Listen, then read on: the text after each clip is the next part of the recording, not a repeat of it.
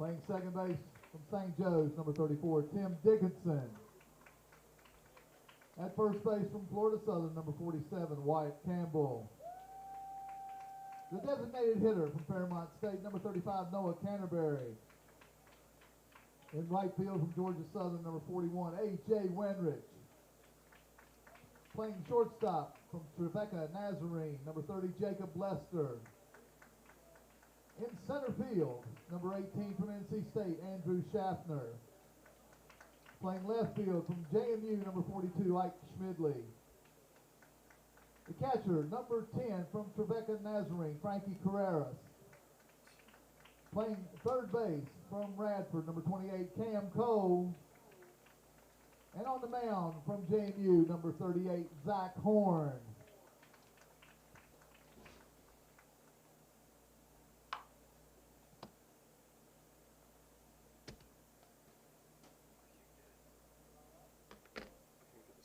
At this time, we ask that you please stand as we honor America with the playing of our national anthem.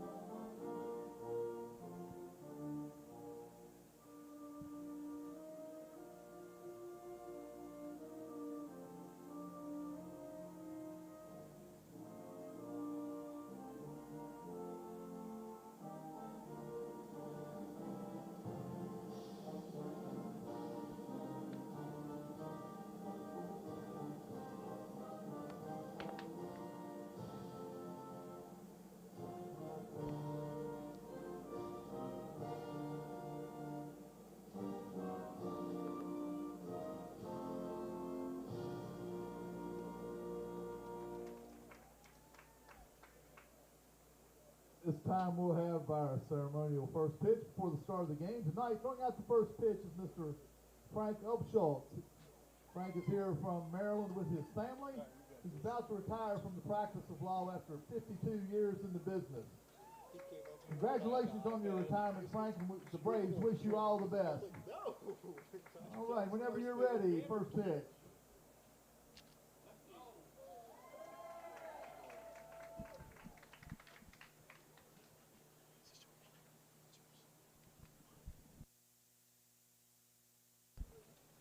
Mr. Upschultz, all the best in his retirement. So thank you to Mr. Upschultz for firing tonight's first pitch in there for a strike. As Zach Horn gets ready to toe the rubber tonight as the Braves starting pitcher. He is backed up tonight by Frankie Carreras behind the dish. Wyatt Campbell over at first. Tim Dickinson at second base. Cameron Cole over at third. Jacob Lester at short. Ike Schmidley out in left field. Andrew Schaffner in center. And A.J. Wenrich out in right field. That's the Braves defense again backing starting pitcher Zach Horn tonight.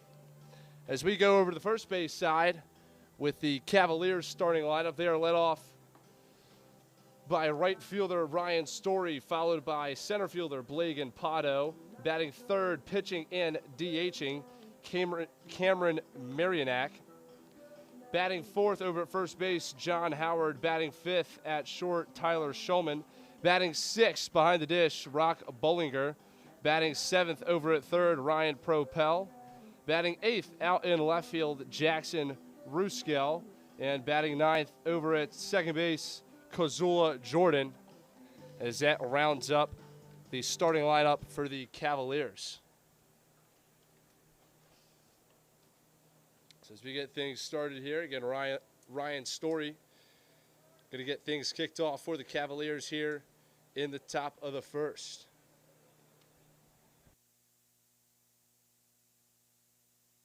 Fielder from South Alabama, Ryan Story. Ryan Story out of South Alabama.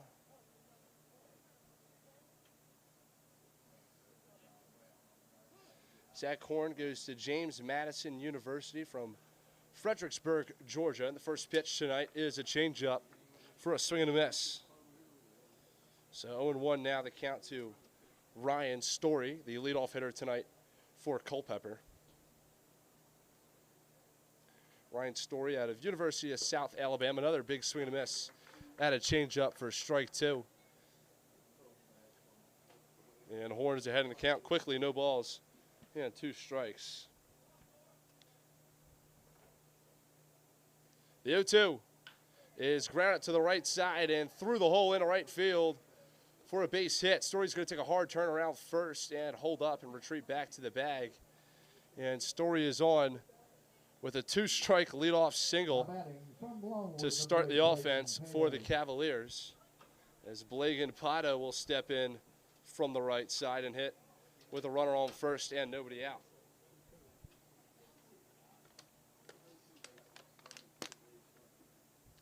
Pato out of Longwood University from Haymarket, Virginia. Zach Horn, the big lefty for the Braves, step throw over, and Story's back in time. Pato batting 200 on the year with 10 hits across 50 at-bats. Squares around a bunt and fouls it back into the screen here for strike 1.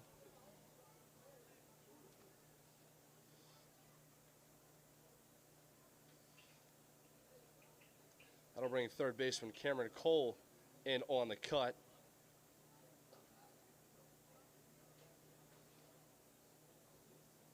Owned 1 the count.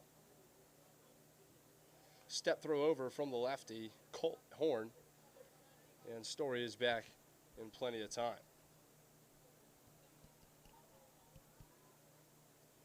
Runner on first, nobody out here for the Cavaliers. Horn comes set. The 0-1, runner goes. No swing. The throw down from Carreras is not in time, as Story slides in safely with a stolen base.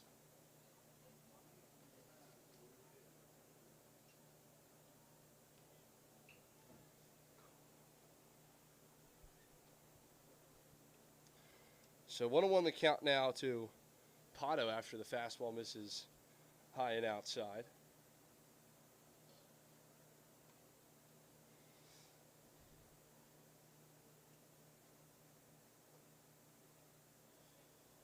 Story extends his lead out at second. The 1-1 misses in the dirt, blocked by Carreras, and the count is 2 balls and 1 strike.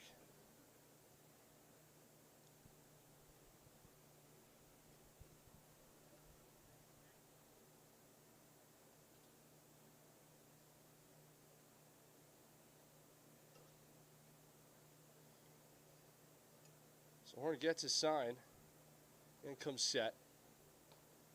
Takes a peek back at Story. The 2-1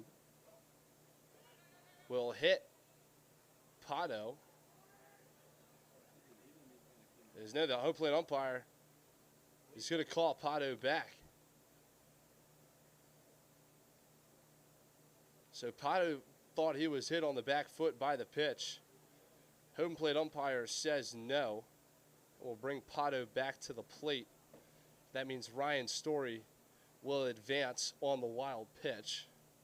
So Story over to third.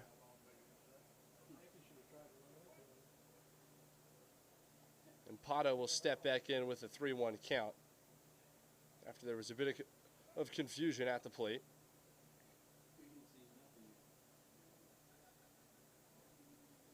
The 3-1 delivery from Horn is swung at and driven deep into left field, chasing Ike Schmidley back. He'll make the grab. Story will tag from third, and he will score the first run of the game for the Cavaliers as they're off to an early 1-0 lead. From Charlotte, Connor Marinac. So that'll bring up Cameron Marinac, as the bases are now cleared here with 1 out following the sac fly.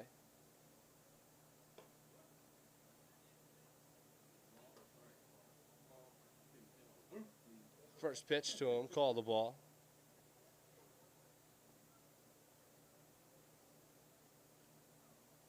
The 1-0 in the dirt, and the count is 2-0 to the Cavaliers starting pitcher and designated hitter tonight.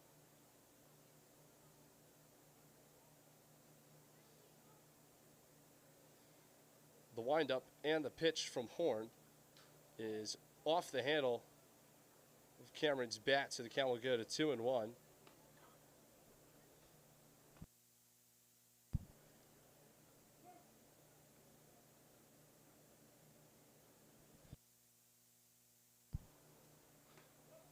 So the 2-1 to Connor will be high, and the count goes to 3-1 now.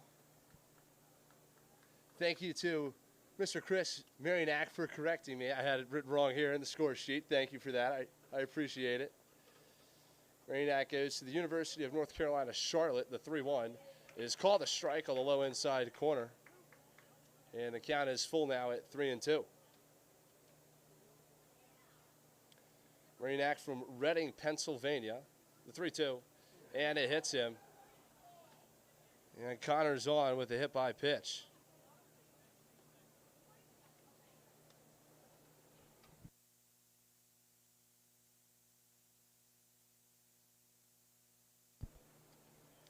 So John Howard will step in now with a runner on first and 1 out.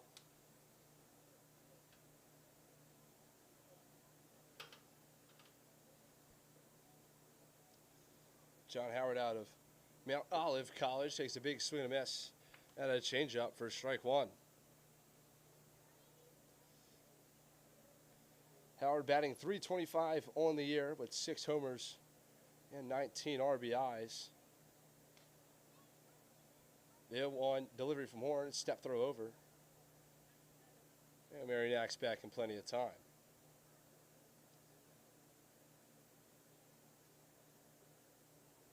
Across 83 at-bats, he's got 27 hits. The 0-1's a fastball that misses outside, and the count's now even at 1 apiece.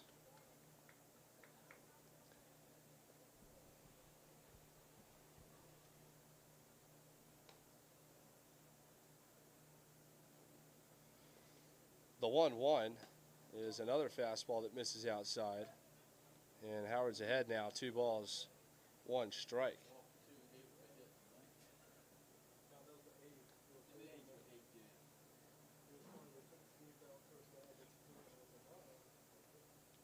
So Horn will come set. The 2-1 is a fastball that misses just high,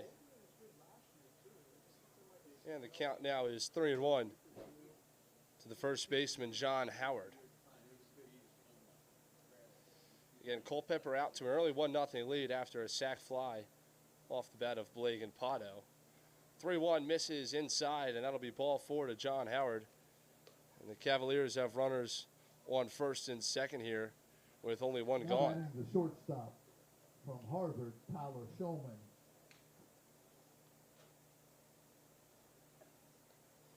So that'll bring up Tyler Shulman out of Harvard University. He's from Calabasas, California. First pitch to him is in the dirt, blocked. That'll be ball 1 to Shulman.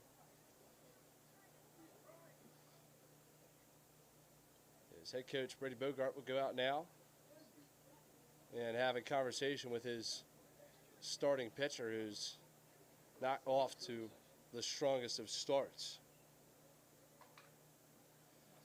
Tyler Shulman sure does do a lot of traveling from Calabasas, California to Harvard, now all the way down to Culpeper here in the Valley League. This guy's clearly been all across the country playing ball so far. We're happy he's here with us in the Valley League. I can only imagine what his classes look like at Harvard, though. I don't even think I want to imagine, to be quite honest with you.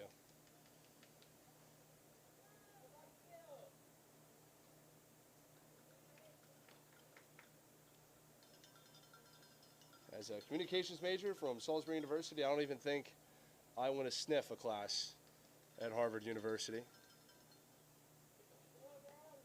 So I'm sure Shulman's probably got one of the bigger brains down here in the Valley League. Go to an Ivy League school. So he'll step in with a 1-0 count. Runners on first and second here with one gone. Horn comes set. Both runners go. The throw down to third is in time. But Connor slides in safely at third. And the Cavaliers, with a double steal, now have runners at second and third with only one out.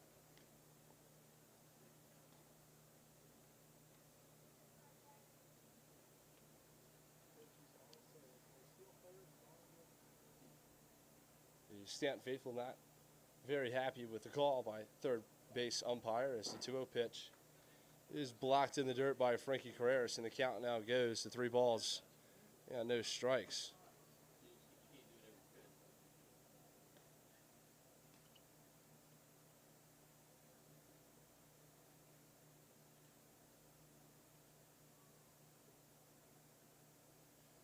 Three is a fastball off the outside part of the plate, and the count goes now to 3-1 to Tyler Shulman.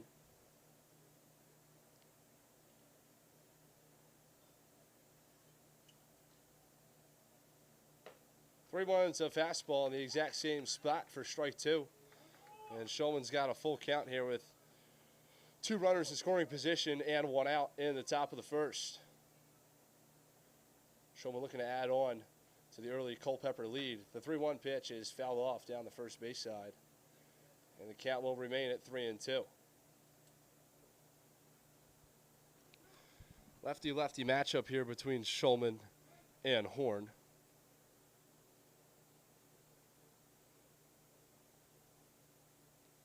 The 3-2 is grounded right at second baseman Tim Dickinson. He'll make the play over to first. The runner from third, Connor Mariak, will come across to score. And with 2 outs, Culpeper's out. Now to a 2-0 lead. Number 25, Brock Bollinger.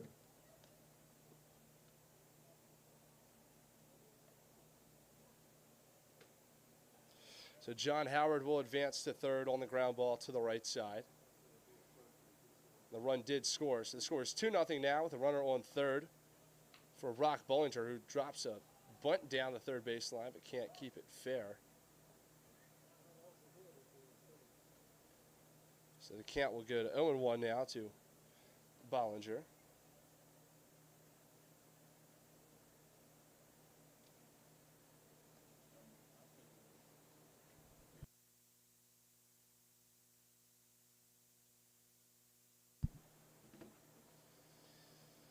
So 0-1 the count to Bollinger.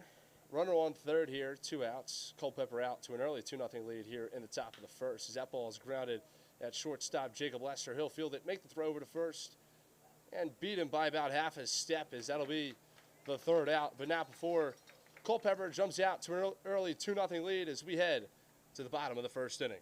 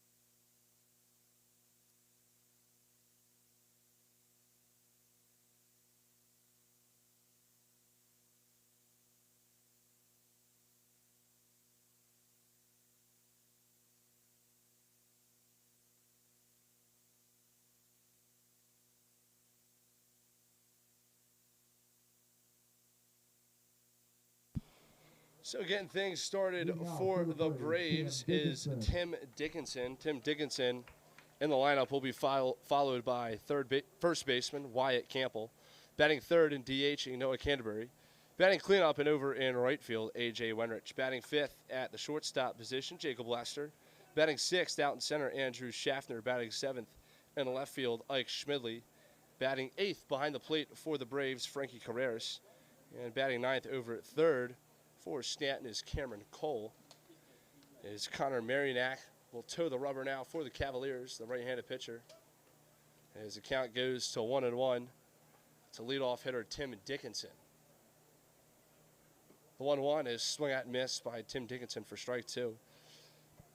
Marionak is backed by catcher Rock Bullinger, first baseman John Howard, second baseman Kazuya Jordan, third baseman Ryan Propel, shortstop Tyler Shulman, left fielder Jackson Ruskell, center fielder Blagan Pato, and right fielder Ryan Story as Tim Dickinson goes down on strikes.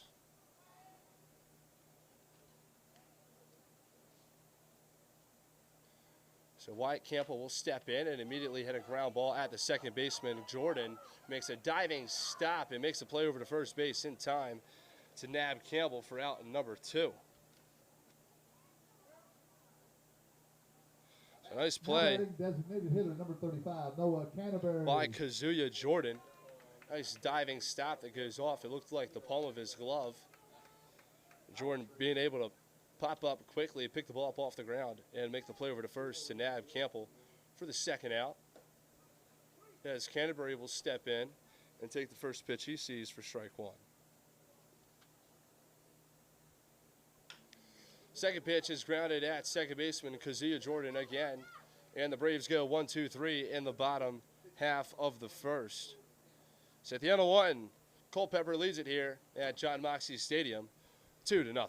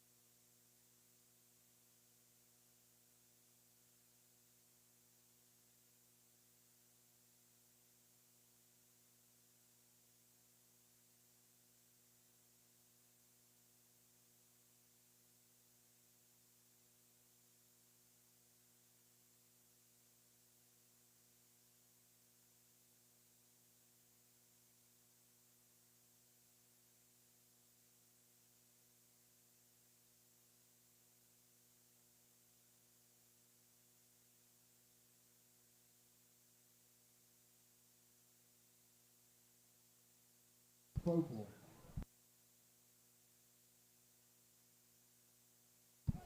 So Ryan Krapel will step in and get things started now for the Cavaliers. His horn remains on the mound for the Braves. The first pitch to Krapel is taken low and away for ball one.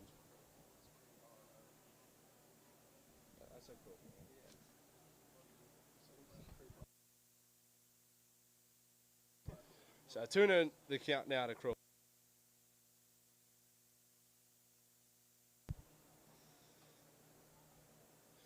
The 2-0 pitch is a fastball that misses just high.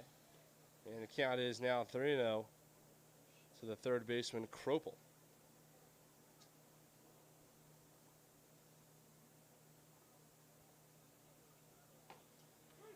Catches the inside part of the plate, and the count goes to 3-1 to Ryan Krapel.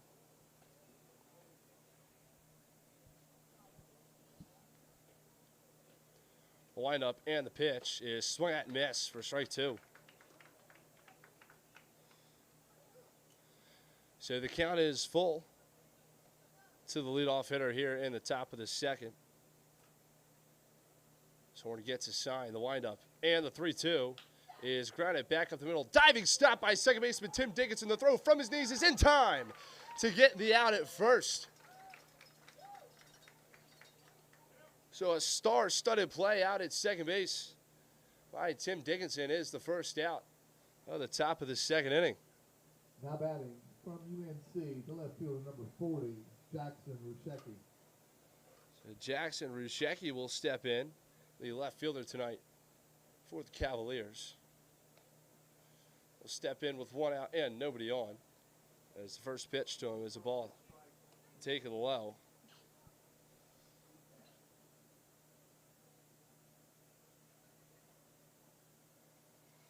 So Jackson Rushecki out of the University of North Carolina, Chapel Hill from Marion, Connecticut. As the count is 2-0 to him now.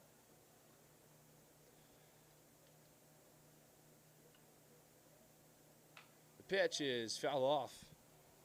And narrowly misses catcher Frankie Carreras. The count will go now to 2-1 after the foul ball.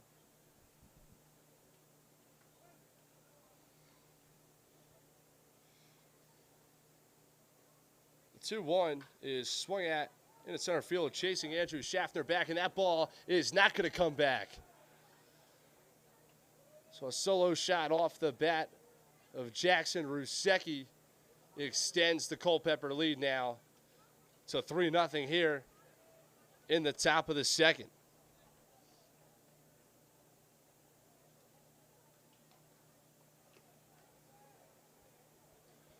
So a line drive shot out to the rather short center field here at John Moxie. BMI number 2, Cash Jordan. Well, I think that ball would have been out at most ballparks. Nice shot from Rushecki. Extends the Culpeper lead to 3-0. As Kazuya Jordan will step in. He fouls off the first pitch he sees for strike one. Jordan goes to VMI, which is right down the road here from Staunton. He's also from Fredericksburg, Virginia. The 0-1 is popped up in a shallow right center field. Charging in is A.J. Wenrich. He'll call off second baseman Tim Dickinson to make the grab for the second out. Now batting the right fielder, Ryan Story. So with 2 outs and nobody on and a 3-run lead, Ryan Story, who scored the first run of the game in the first inning, will step in here in the top of the second with nobody on and 2 outs. First pitch to him from Horn is grounded hard but foul down the first base side, out of the reach of the Culpeper first base coach.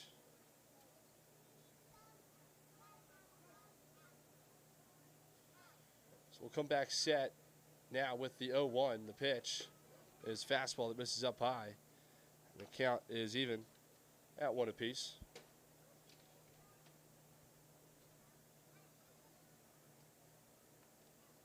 The 1-1 is lined at second baseman Tim Dickinson. He'll field it on a hard hop and make the play over to first for the third out. But Culpeper adds another with a solo shot off the bat of Jackson Rushecki as we go in the home half of the second. Culpeper leads it 3-0.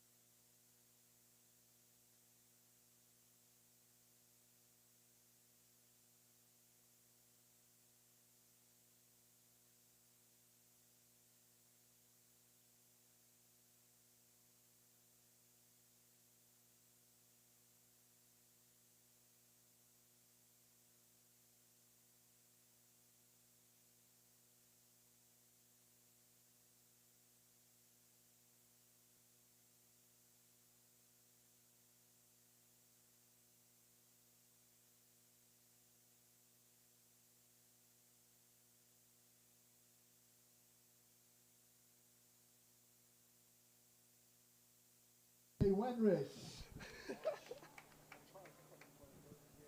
So A.J. Wenrich will get things led off here in the bottom of the second for the Braves after they went 1-2-3 in the bottom of the first as he takes the first pitch for strike one. Takes a swing and a miss. Yeah, the second pitch, and quickly the count is 0-2 to A.J. Wenrich. The 0-2 is a slider away that gets Wenrich to swing, and it's 3 pitches, 3 strikes, and 1 out for Connor Marionak. Now batting, shortstop Jacob Lester.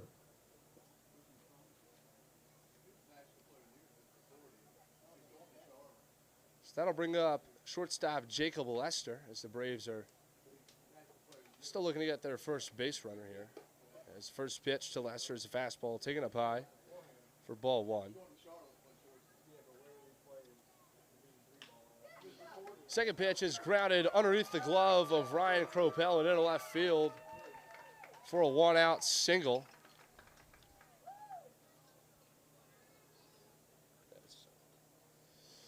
So the runner on and 1 out. That'll bring up center fielder Andrew Schaffner out of NC State.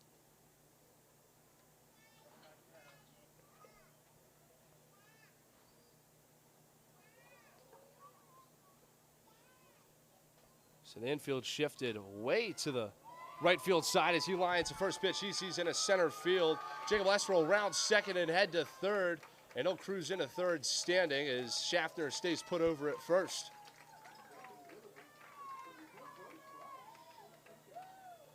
So after Marionak retires the first 4 batters he sees with quite the efficiency, all of a sudden, after back-to-back base hits, the Braves have runners on first and third here with only 1 away. Infield shifted Schaffner toward the right field side pretty heavily as he's got a heavy pull side left-handed bat. So Ike Schmidley will step in with runners on first and third now with 1 out. As he lines the first pitch he sees in a right center field, and that'll get down. Schaffner will stay put at second. Jacob Lester will come across to score with ease, and the Braves cut in to that deficit, and the score is now 3-1. Now batting the catcher from Tribeca Nazarene, Frankie Carreras. So 7 pitches made so far in this inning, and 3 singles so far in this inning.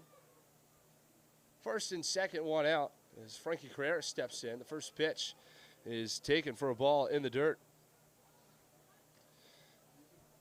As catcher Rock Bollinger will go out and just hand the ball back to pitcher Connor Marionak. Have a brief comment or two and return back behind the plate. 1-0 the count, runners on first and second. Marionak set at the belt. The 1-0 is an off-speed pitch that catches the outside part of the plate for strike 1.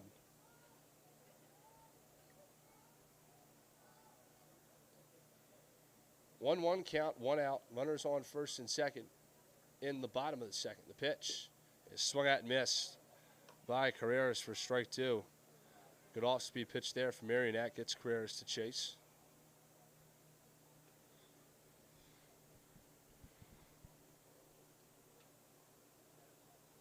A 1-2 is a breaking ball off the outside part, and the count is even now at 2 balls, 2 strikes.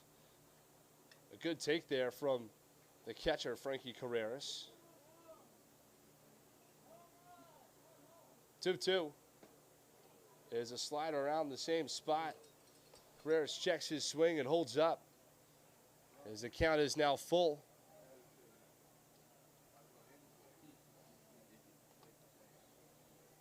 Marionak shakes off the first sign, comes set to the second one. The 3-2 is a fastball on the inside corner, called strike 3, and Carreras is sat down looking for the second out of the bottom of the second. Now batting number 28, third baseman from Bradford, Cam Cole. So Cameron Cole will step in now with runners on first and second with 2 down. as he now has an opportunity to break into this 2-run deficit. First pitch is a slider away, and Cole checks his swing, did not go. So the count is 1 ball, no strikes, the Braves' third baseman.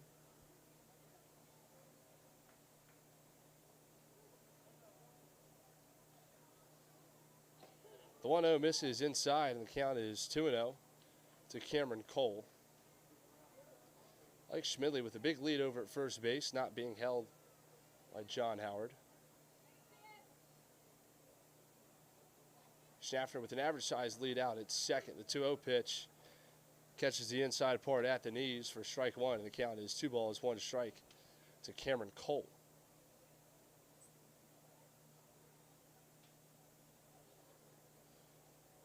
Two ones, a fastball that misses up high, and Cameron Cole is ahead in the count, 3 balls, 1 strike.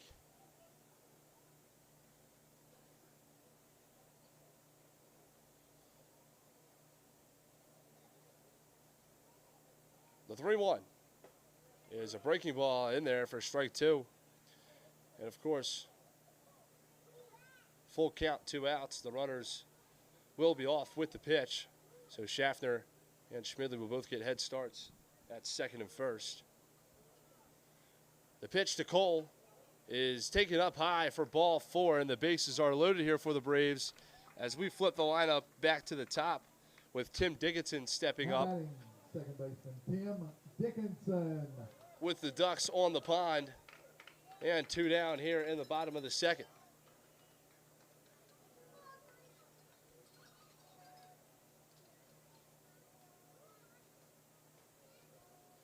So bases loaded, 2 down. Tim Dickinson at the plate. The pitch from Marinac is taken for strike 1.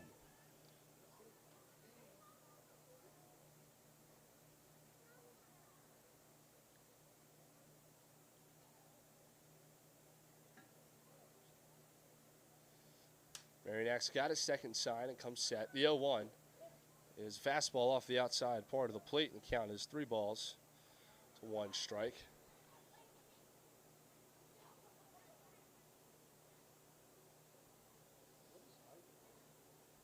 The 1-1 is grounded at second baseman Kazuya Jordan, who makes a nice play on a bad hop for the 3rd out. So the Braves leave the bases loaded but get 1 back at the end of 2. Culpeper 3, Staunton 1.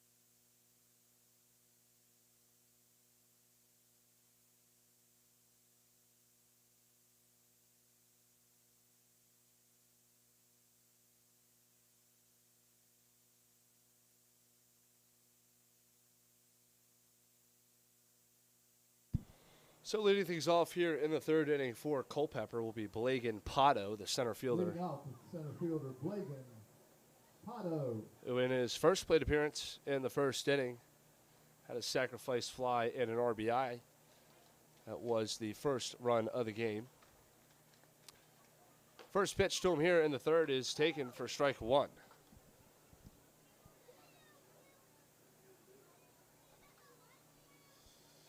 So the score now 3-1 here in the top of the 2nd after the Braves get 1 back.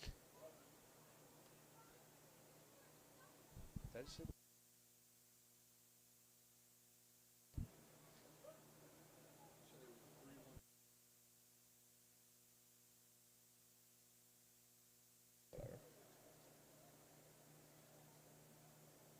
1-1 is popped out in the left field.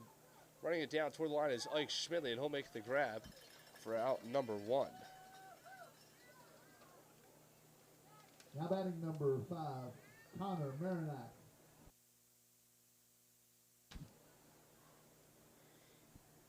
So Connor Marinac will step in, who again is pitching and DHing tonight for Culpeper. The first pitch to him from Horn is fouled off above the screen and to the right of the press box for strike 1.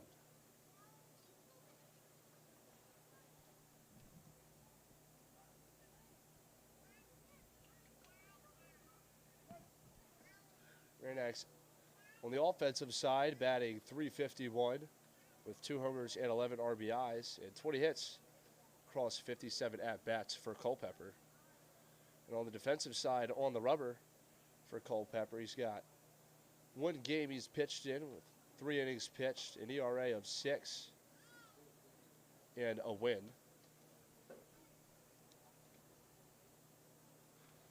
Two and 1 the count to him now.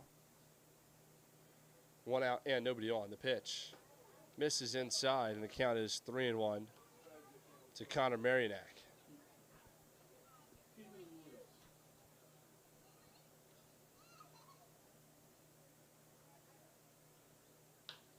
As he lines that one out in the left field, chasing Ike Schmidley back. He'll make the grab about 15 feet in front of the wall for out number 2. Now batting number 17, first baseman, John Howard. So Ike Schmidley with getting a lot of action out there in left field tonight, as that'll bring up first baseman John Howard, who walked in his first plate appearance tonight.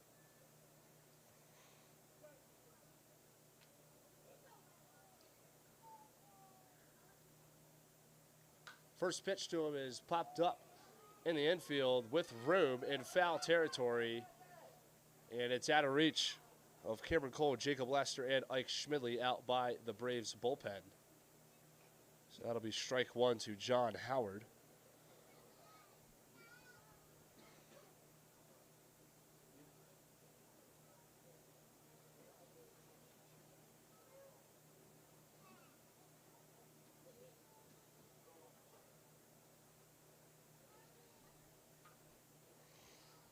So 0-1 the count to Howard.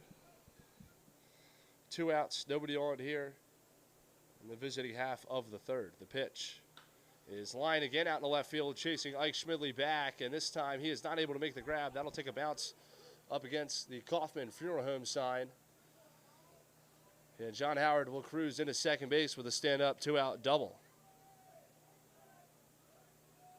Now batting shortstop, Tyler Shulman. So that'll bring up shortstop Tyler Shulman.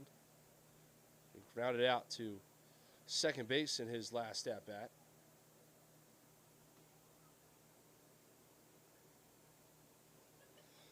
Runner on second, 2 outs here for Culpeper.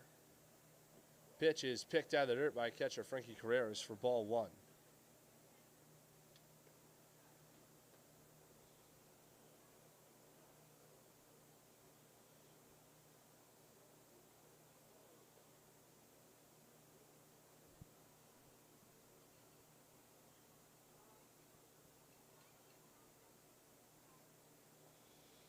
So Horn will come set, take a peek back at Howard at second base, and deliver the 1-0.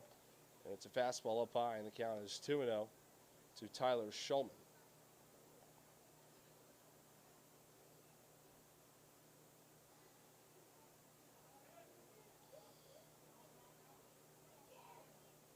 The 2-0 is taken at the knees for strike 1.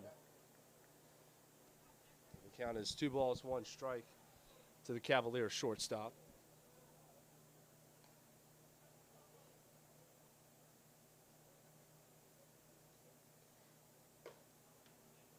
Two ones, a fastball off the outside part of the plate. The count goes to 3 balls, 1 strike. Shulman batting .325 with 6 home runs, 19 RBI. Oh, sorry, that's not Tyler Shulman. Shulman's batting .200 with 15 RBIs. He might add another one here with a line drive in a right center field, and that'll get down and to the wall. A.J. Wenrich chasing it down. The throw into second base is not in time as Schulman slides in with a 2-out RBI double and adds to that RBI count now with 16 on the year. Bollinger. That's all good.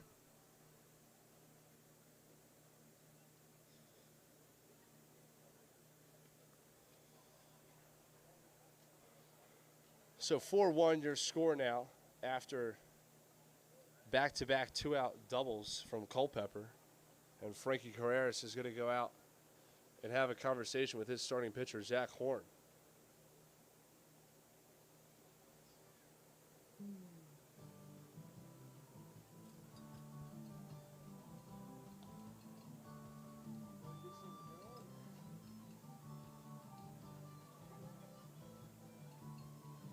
So Rock Bollinger will be at the dish when Carreras comes back. He goes to Misericordia University from Layton, Pennsylvania. He's batting .229 on the summer with 1 home run, 6 RBIs, and 8 hits across 35 at-bats.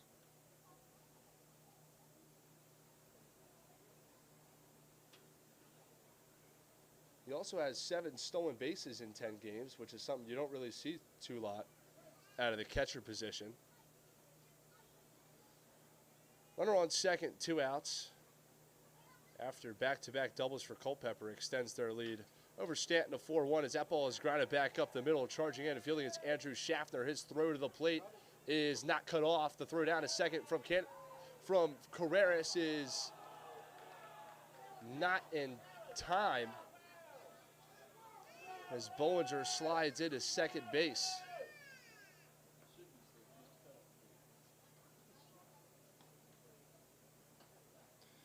So Schulman scores.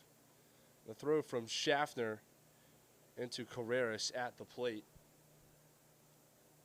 causes Bollinger to advance up to second, but a good throw from Carreras made it close at the second base bag. But Bollinger slid in safely as there's now another runner on second here with 2 outs, and this time with a 5-1 Culpeper lead.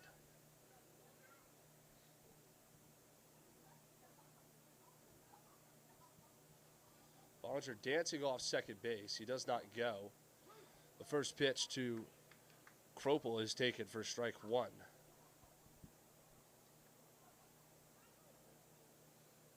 So Culpeper keeps switching spots here with runners on second base and 2 outs. As there have been,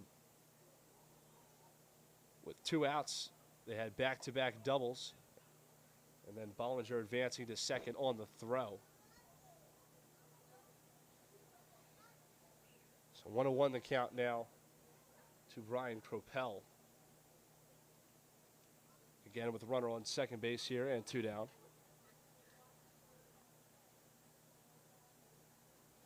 The pitch from Horn is tipped and off the mid of Carreras as the count goes now to 1 ball, 2 strikes here with 2 down in the top of the third.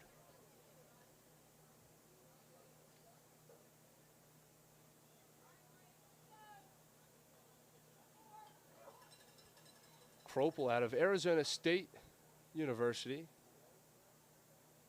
from Poway, California. Another guy that's come a long way to join us here in the Valley League with Culpeper as the count now goes to 2-2 to Kropel. He's also pitched in 6 games with the Cavaliers. The 2-2 is fouled off, and the count will remain at 2 balls, 2 strikes. Across those 6 games, Kropel has a .514 ERA in 14 innings pitched with 16 strikeouts, only 4 walks given up. And then at the dish, he's batting .208, 3 home runs, 17 RBIs, and 15 hits across 72 at-bats as he fouls off the 2-2 yet again. So Culpeper getting ready to see his 7th pitch so far of this at-bat after he's fouled off 2 here. Runner on second, 2 outs here in the top of the 3rd. Horn will step off as Bollinger dances his way off second base.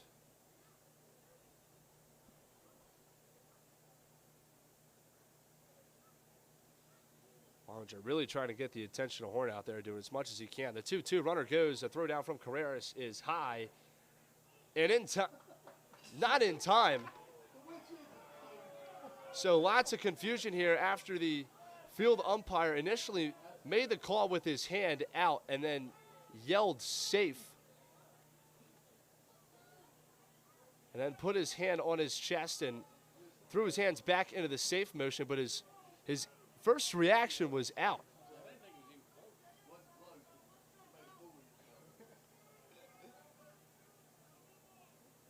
So head coach Brady Bogart's going to go out and get an explanation from the field umpire, it looks like. Which, I mean, I don't blame him. I mean, if I see an umpire make the call with his arm out and then say safe, I'm going to be just as confused as everybody else is here at John Moxie.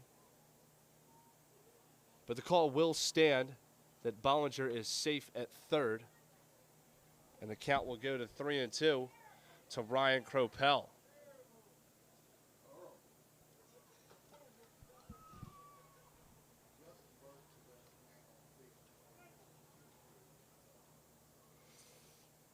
Three-two, 2 outs, runner on 3rd. The pitch is swung at and miss for strike 3.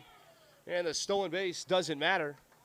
But Culpeper adds on 2 after back-to-back 2-out doubles and another RBI single.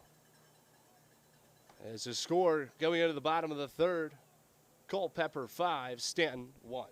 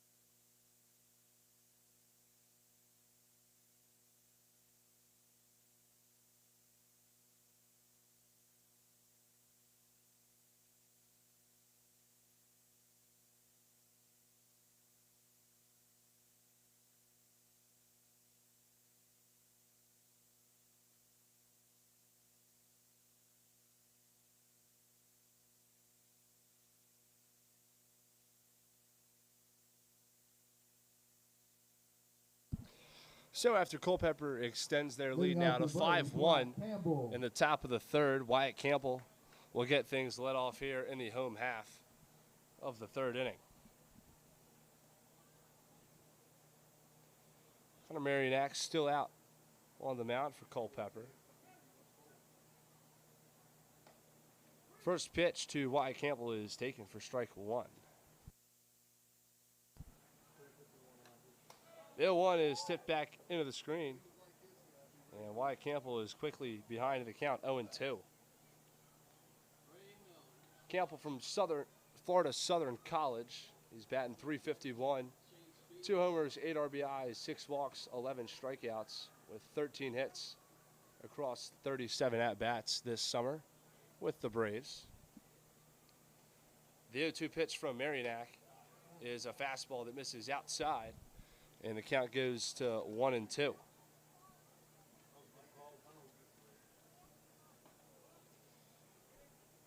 One, 2, and Wyatt Campbell does not go around. And the count's even now at 2 apiece.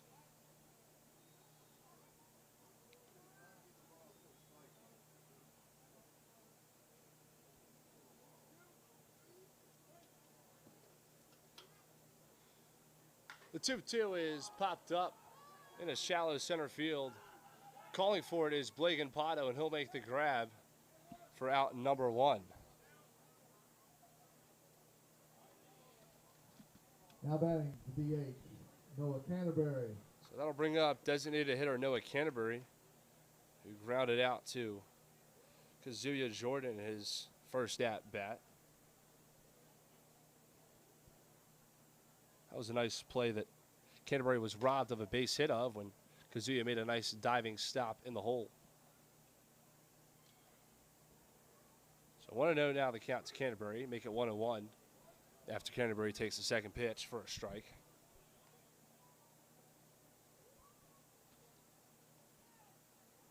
Marinac working rather quickly, the 1-1. Catches the outside corner at the knees, and the count goes to 1-2.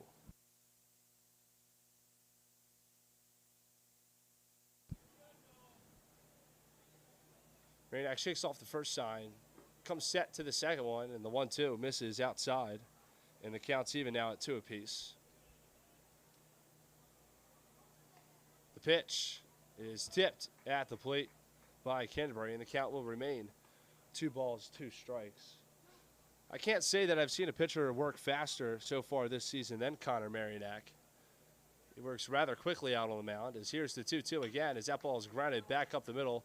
Fielded by shortstop Tyler Schulman. The throw over to first is in time for out number 2. Now batting number 41, A.J. Wenrich. So that'll bring up A.J. Wenrich, the right fielder tonight for the Braves. He struck out in the second inning in his last at-bat.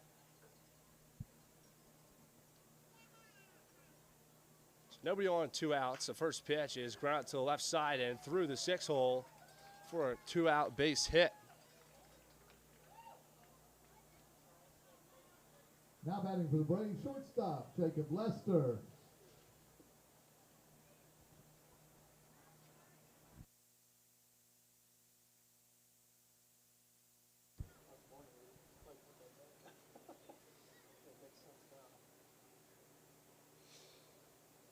So with a runner on first and 2 outs now, Jacob Lester will step in. First pitch to Lester is a swing and a miss for strike 1.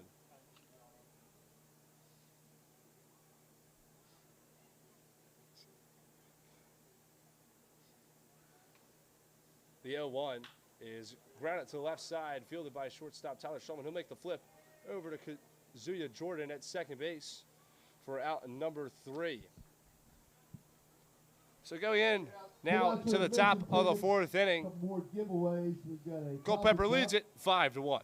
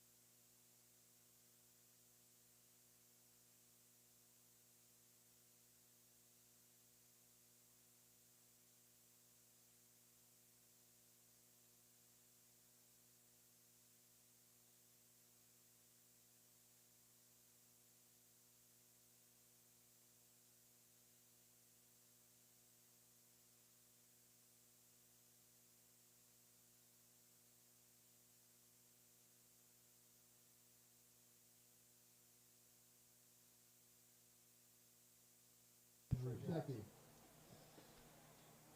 So Jackson Rusecki will get things led off here in the top of the fourth. He had the solo shot in his last at-bat in the second inning. Trey Jackson now pitching for the Braves. He takes over for Zach Horn. First pitch from Jackson is a fastball that catches the outside corner for strike one. So Trey Jackson out of Valdosta State University from Melbourne, Florida. He's got a 4.90 ERA in 4 games pitched and 7 1/3 innings pitched, with 4 strikeouts in those 4 appearances.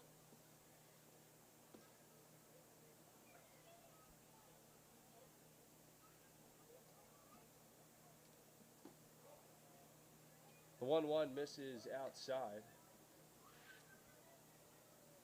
And the count is 2 balls, 1 strike.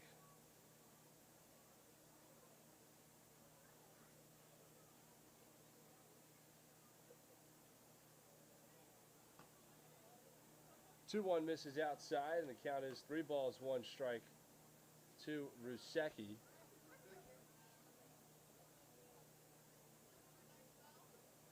As Jackson comes set and delivers the 3-1. It's a fastball fouled off and over the press box, and the count is full to the Culpeper left fielder.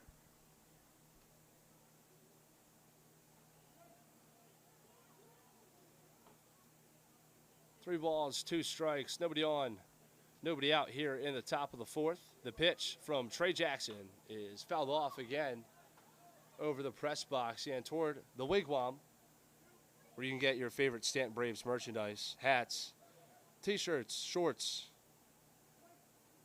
those lightweight short sleeve hoodies that all the coaches and players have.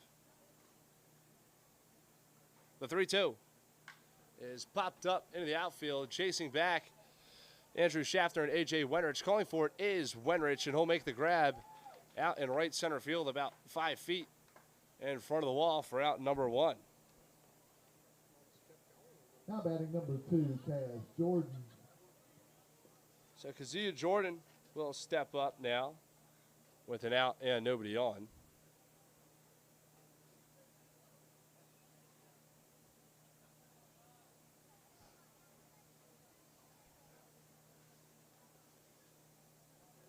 Jordan 0 for 1 with a fly out to right field so far as he fouls the first pitch he sees for strike 1.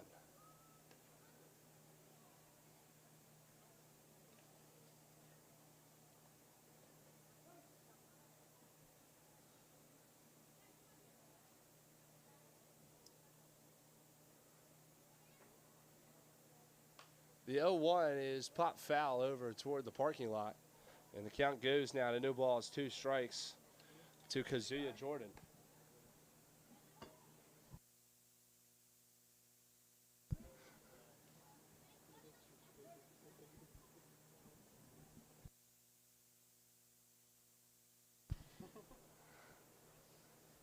The 0-2. It's a fastball at the knees for strike 3. And Kazuya Jordan is sat down looking for the second out of the top of the fourth.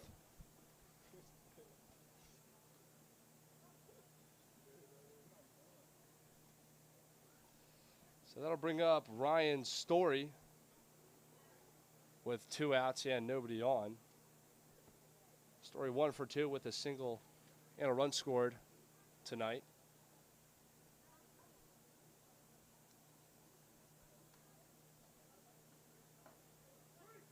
The first pitch, the Story is taken for strike 1 on the outside corner.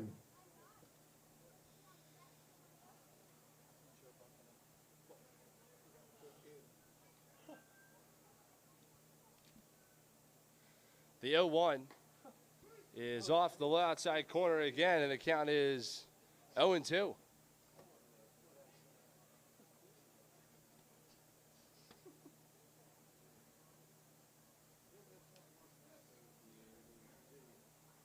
So no balls, 2 strikes now to Ryan Story. The pitch from Trey Jackson is fouled off and over toward the beer shed. or if you're over 21 and show valid ID here at John Moxley Stadium, you can enjoy adult beverages with your blue wristband and watch a ball game.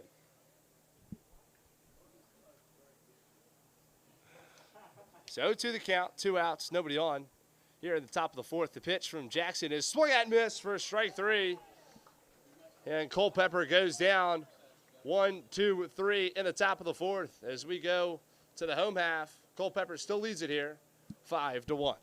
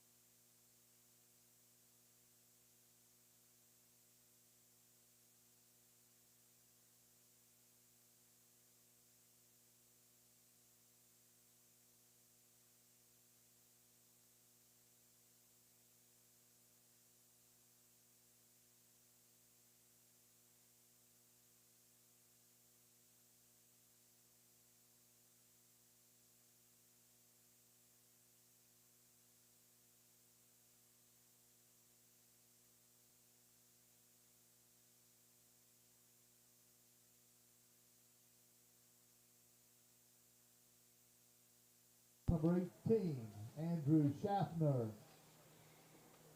So leading things off here in the bottom of the fourth is center fielder Andrew Schaffner,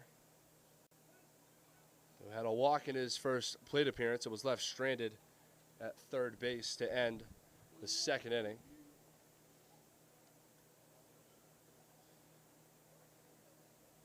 The 1-0 is swung at and missed from Schaffner, and the count is quickly here 1-1.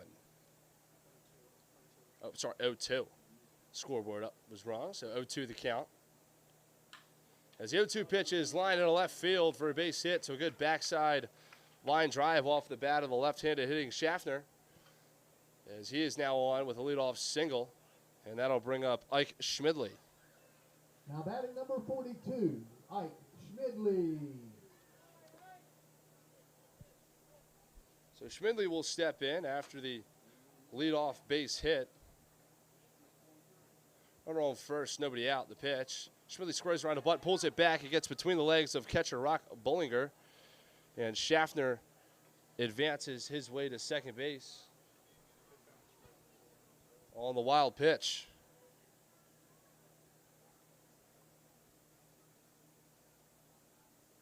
So 1-0 the count to Schmidley. Runner on second and nobody out now. The 1-0 is grounded hard down the third base line. Diving stop from Ryan Culpeper. The throw over to first is over the John Howard's head and into right field. Andrew Schaffner will be held up at third, and Ike Schmidley bolts in at second base.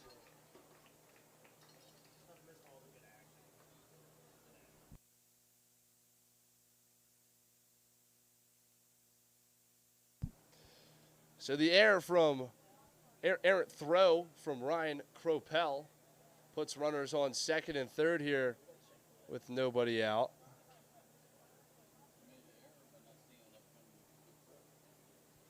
Now batting, Frankie Carrera.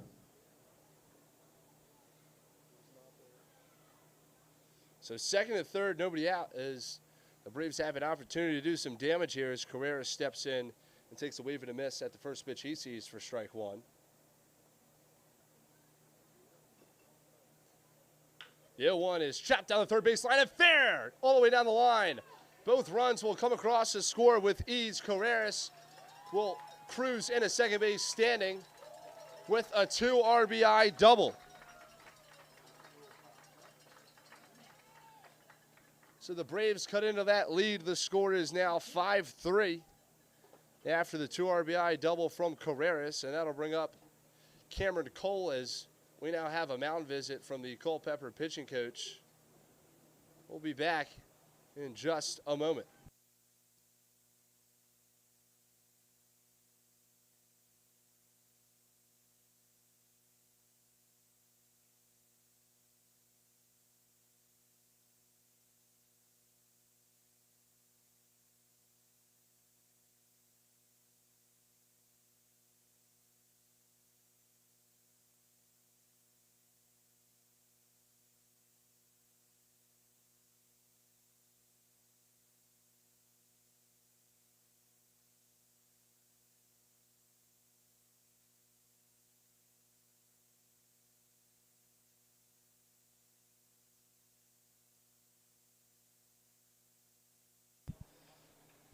So Cameron Cole will step in after a leadoff flurry of hits and runs here for the Braves. Nobody on. Runner on second after the 2 RBI double from Frankie Carreras. Corners in. Cole squares around a bunt, pulls back as the pitch misses low and outside for ball 1.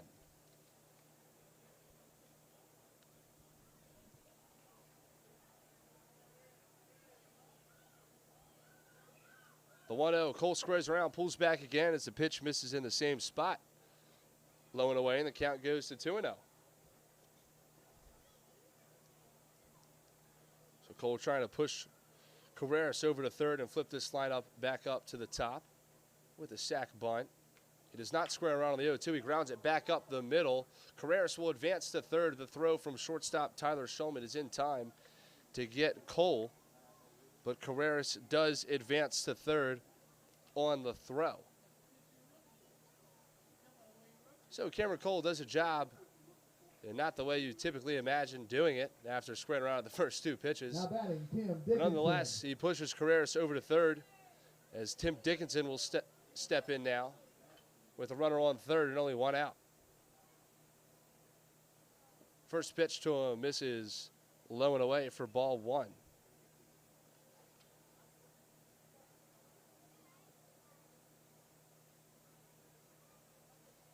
The 1-0 to Dickinson is in there at the knees for strike 1, and evens up the count now at 1 apiece.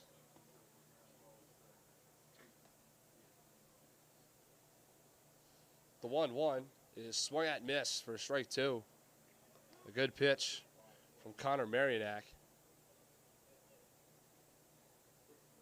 1 ball, 2 strikes, 1 out. Runner on third here for the Braves in the bottom of the 4th. So they're looking to cut this lead to 1. 1-2 is fouled off to the left side into the Braves bullpen. And Tim Dickinson will stay alive.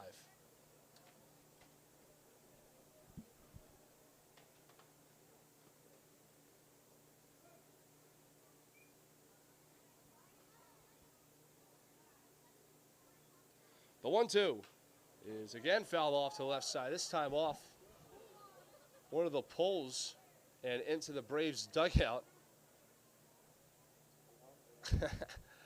As the count will remain 1 ball, 2 strikes to Tim Dickinson. Again, runner on third and 1 out. The pitch is lofted out to left field. Tagging is Carreras, but left fielder Jackson Ruskell is not going to be able to get there. And the count again will remain 1 ball and 2 strikes. As Tim Dickinson gets ready to see the 7th pitch of this at-bat. Marinak comes set. The 1-2 is chopped at the plate and foul. So Dickinson will see the 8th pitch of this at-bat. So a good battle here between Marinak and Dickinson. The pitch, again, fouled back, and this time out of play. So make it 9 pitches in this at-bat.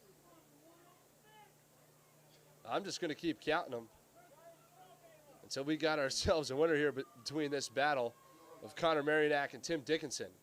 The pitch is swung at, miss by Dickinson, and Marinak wins that battle. As there are now 2 down here, and a runner on third for Wyatt Campbell. Now batting Wyatt Campbell.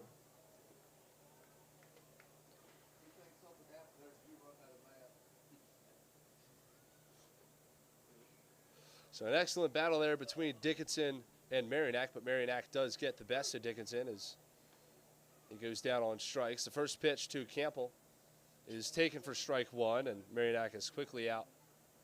2-0-1 count. The second pitch is fouled off, and the count will go to 0-2 to Wyatt Campbell. Again, 2 outs, runner on third, 0-2 count. Braves looking to cut into this Culpeper lead. The 0-2 is a fastball that misses up high for ball one.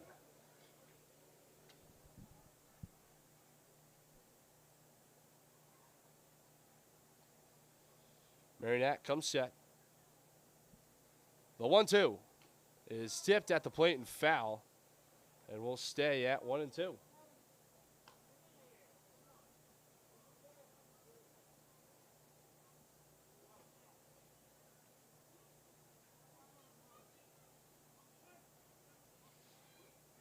Merrimack comes set and delivers. The 1-2 is a fastball that misses outside, and the count's even now at 2 apiece to Wyatt Campbell. Runner on third for the Braves, 2 outs and a 2-2 count. The pitch is inside, swung at, missed by Campbell for strike 3. But the Braves get 2 back off the bat of Frankie Carreras, who had a 2 RBI double, but Carreras is left stranded at third at the end of 4. Culpeper leads it 5-3.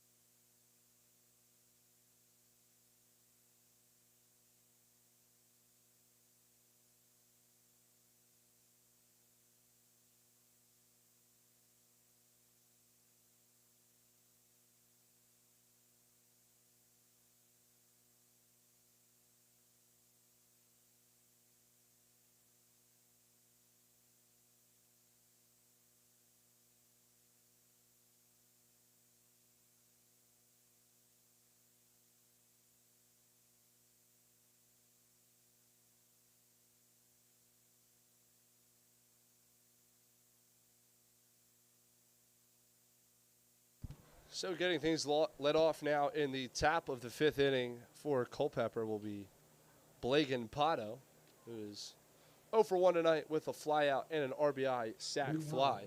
Center fielder Blagan Pato. Trey Jackson still out on the mound for the Braves.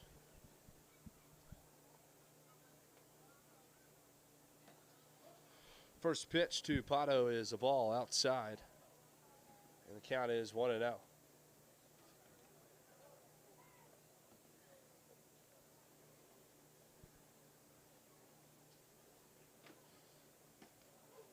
The 1-0 is again off the plate, and the count is 2 balls, no strikes. It's the Culpeper center fielder.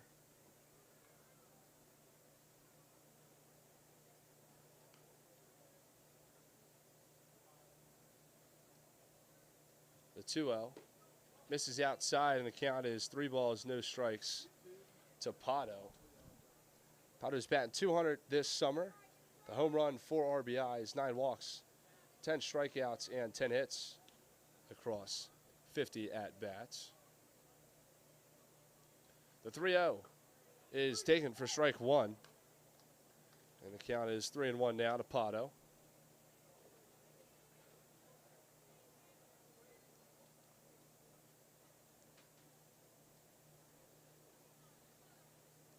Jackson comes set. The 3-1 is tipped at the plate.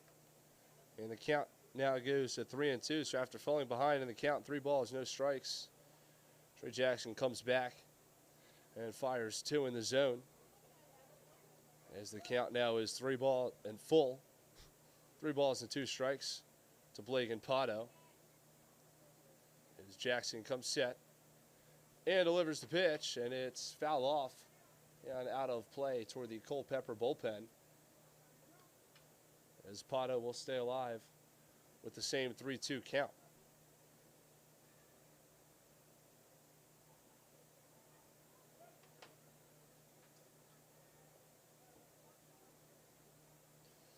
Jackson comes set. The 3-2 is tipped into the screen here at the backstop. And again, Pato will stay alive as he gets ready to see the 8th pitch of this at-bat.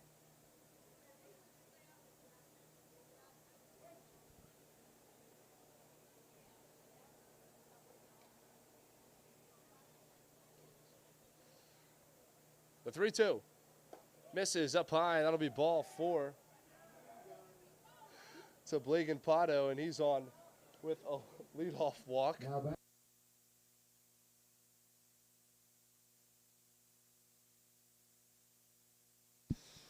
So that'll bring up Connor Marinack. Again, the starting pitcher and designated hitter tonight for Culpeper. He'll hit with a runner on first and nobody down.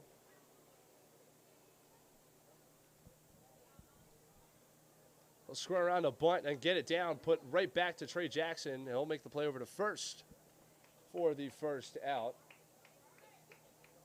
So a sac bunt pushes Blake and Pato over to second. Now batting number 17, John Howard. That'll bring up John Howard with a runner on second now and 1 gone.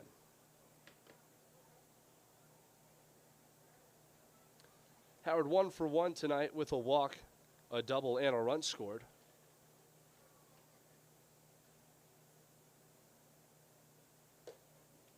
First pitch to Howard misses inside, and the count is 1-0.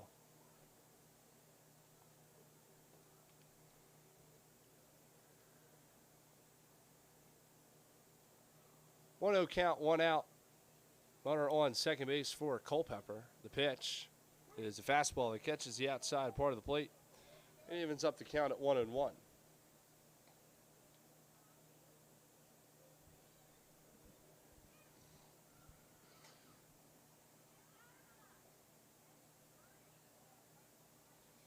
A 1-1 pitch from Jackson is fouled off into the screen, and Jackson is ahead now. 1 ball, 2 strikes.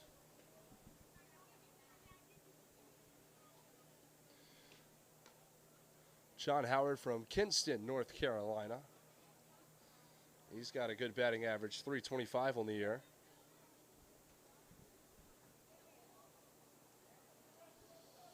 He'll step back into the right side with a 1-2 count. The pitch from Trey Jackson is swung at and fouled off up and over the press box, and the count will remain 1-2.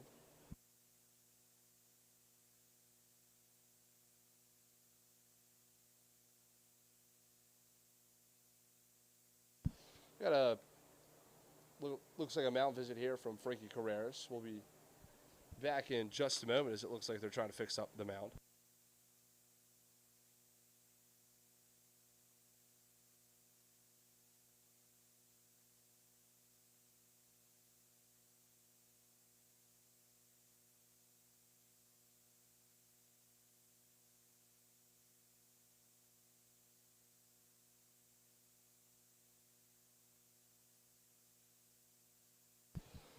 So after the mound visit, the count remains 1 ball, 2 strikes to John Howard. Blake and Pato out at second base after he walked and was pushed over by a sac bunt from Connor Marinack. So 1 out and the runner on second with the 1-2 count. The pitch from Jackson is a breaking ball caught, strike 3. And John Howard is sat down looking for the second out of the top of the 5th. So good pitch from Trey Jackson, sits down John Howard as Tyler Shulman will step in with that same runner out at second base, and this time 2 down.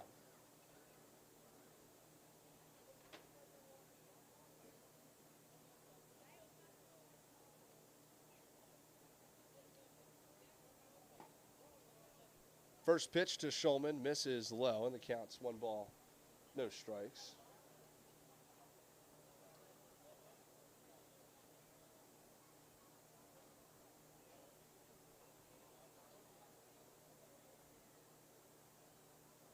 The 1-0 pitch to Shulman is lined into left field. That'll be a base hit.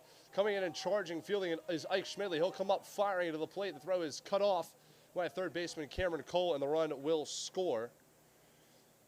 So Shulman stands on first with the RBI single, and the Culpeper lead is extended to 6-3.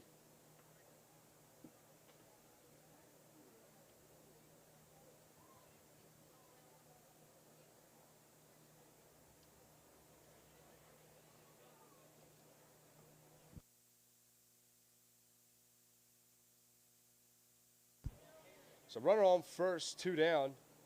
And a 6-3 Culpeper lead after the RBI single off the bat of Tyler Shulman. Jackson will throw over to first. Shulman's back in plenty of time. So Rock Bollinger now up at the plate. He's 1 for 2 with a single and a stolen base. Another pick over to first from Jackson, as Shulman's back in plenty of time.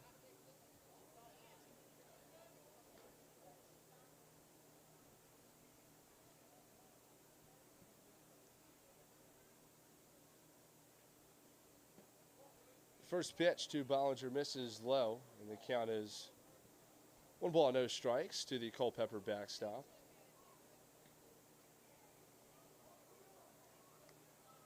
Shulman has a small lead off first.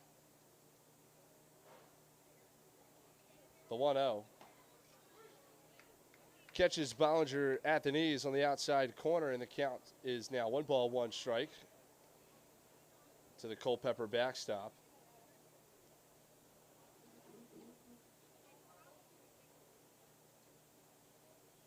Bollinger out of Misericordia University. Another throw over from Jackson as Shulman's back in plenty of time.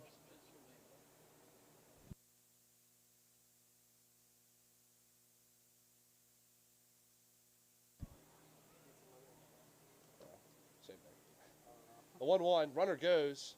The pitch is up high. The throw down is in more than enough time to get Shulman for out number 3. So Shulman thrown out, trying to swipe second, but not before Culpeper jumps out now to a 6-3 lead.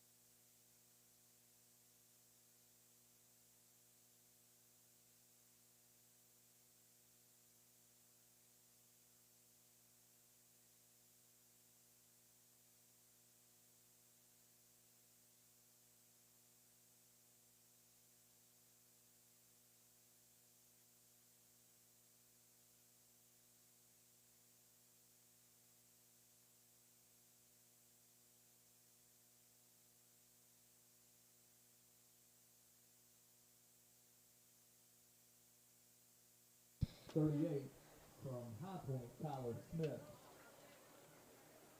So Connor Marianak's night comes to a close as Tyler Smith now will toe the rubber for Culpeper. Connor Marianak will still hit in the lineup as he is also listed as the DH. But he is no longer on the mound as the left-handed Tyler Smith takes over and delivers the first pitch to Noah Canterbury outside for ball one. Tyler Smith goes to High Point University, and he's from Pittsburgh, Pennsylvania. The 1-0 is swung out and fell off toward the left side for strike one. Across 7 games pitched, he's got a .415 ERA. He's pitched 17 and a third innings with 15 strikeouts, 16 walks, and 7 hits given up. As he gives up an 8th hit here as Canterbury lines one down the right field line for a leadoff single.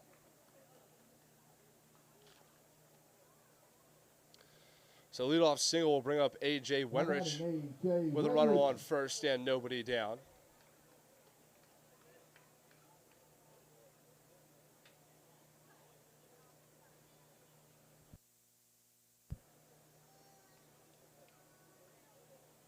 A.J. Wenrich out of Georgia Southern University from Dauphin, Pennsylvania, as he smacks that pitch out to left field. Jackson Ruskell camped under it. He'll make the grab for the first out as Noah Canterbury retreats back to first base. So 1 out, and Canterbury still on first. We'll bring up shortstop Jacob Lester. Lester out of Trevecca Nazarene University. He's batting .262 on the summer. 2 doubles, 17 hits, 11 runs scored across 65 at-bats in 19 games played. First pitch to Lester is a fastball taken outside for ball one.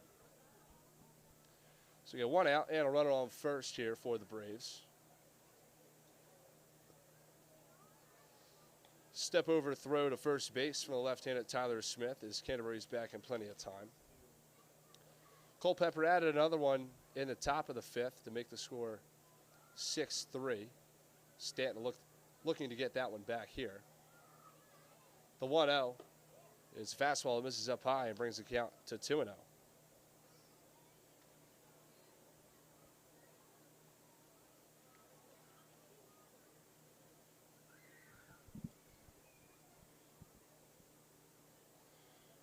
The 2-0 pitch is a fastball that misses up high that pops out of Brock Bollinger's glove behind the plate. And Canterbury will advance to second on the pass ball.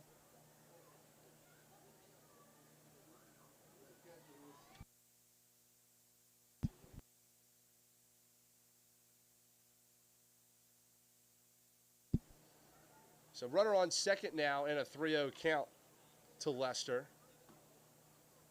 As Tyler Smith comes set at the belt. The 3-0 is a fastball that catches the top part of the zone for strike one. And the count now is 3 balls, 1 strike to the Braves shortstop.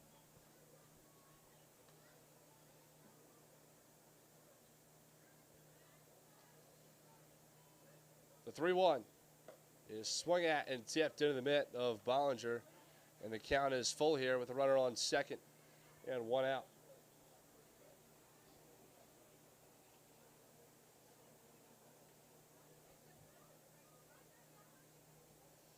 Tyler Smith will come set, take a peek back at Canterbury at second. A 3-2 misses tight, and that'll be ball 4. And the Braves have runners on first and second now with 1 down as center fielder Andrew Schaffner will step up to the dish. Andrew Schaffner.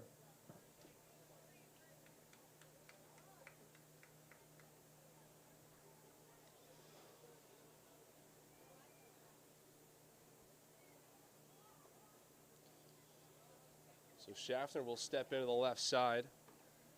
We'll have a lefty-lefty matchup against the left-handed throwing Tyler Smith. The first pitch is blocked in the dirt by Brock Bollinger, and the count is 1-0.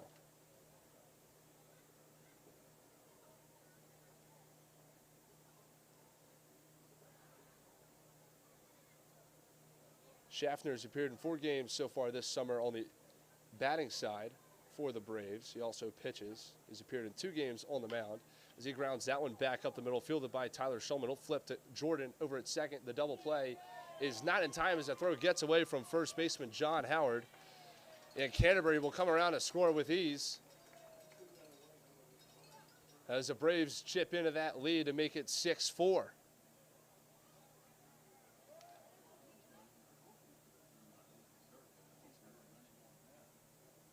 Looks like Schaffner might have gotten a little hurt on that play, so hopefully he's all right. So it looks like he's favoring his left leg. Didn't look like he got a hot start down the bases, but he picked it up as much as he could once the throw got past first baseman John Howard. So it looks like Nate Prince is going to come out and run for Schaffner, and Schaffner will come out of the game. So hopefully everything's okay with him.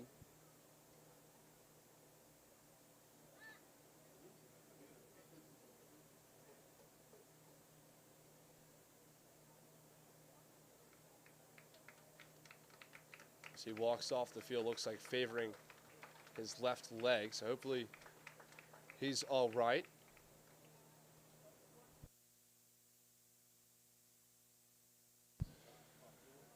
So Nate Prince will come in to pinch run.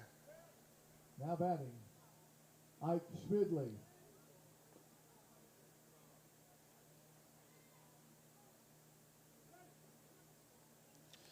So again, Nate Prince on first.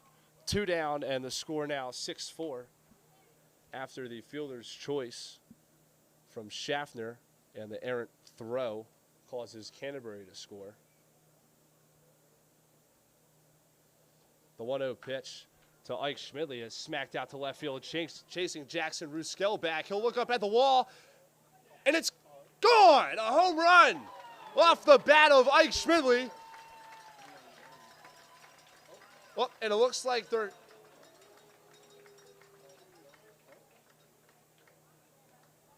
calling it a ground rule double.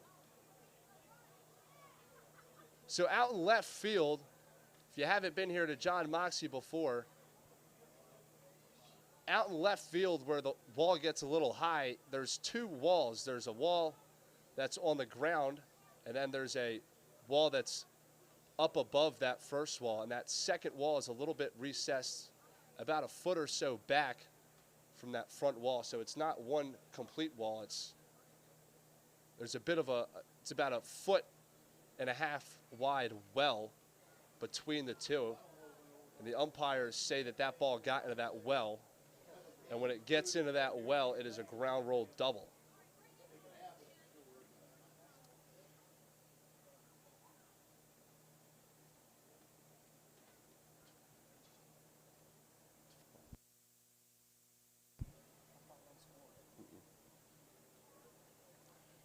So instead of this game being tied, it's now runners on second and third with 2 outs for Frankie Carreras.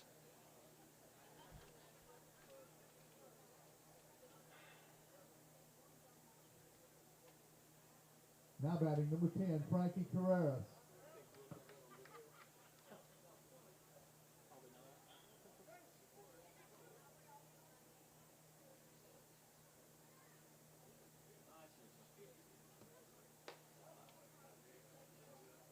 So Nate Prince out at third, Ike Schmidley at second after the ground roll double as Frankie Carreras steps in. The 1-0 pitch is up high, and the count is quickly 2-0 to the Braves backstop Carreras. As it looks like now the pitching coach for Culpeper will go out and have a conversation with Tyler Smith, who's struggled since he's come in so far. We'll take a break. We'll be back in just a moment.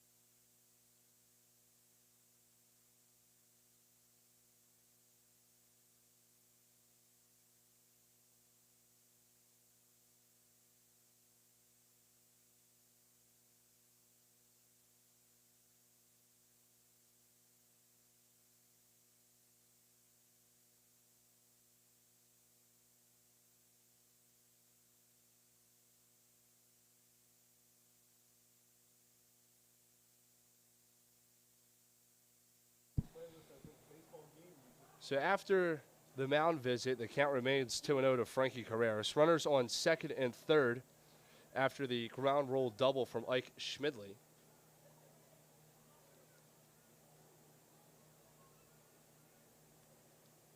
The pitch is a fastball outside, and the count is 3-0 now to Frankie Carreras.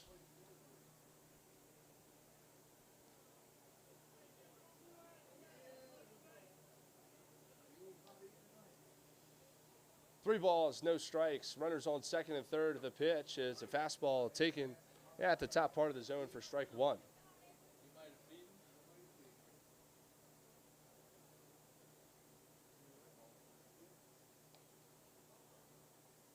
Smith comes set and delivers a 3-1. And it's flown out in a shallow right center field. Calling for it is center fielder Blake Pato, and he'll make the grab for the third out. So the Braves get one back as the score is now 6-4 going into the top of the sixth inning.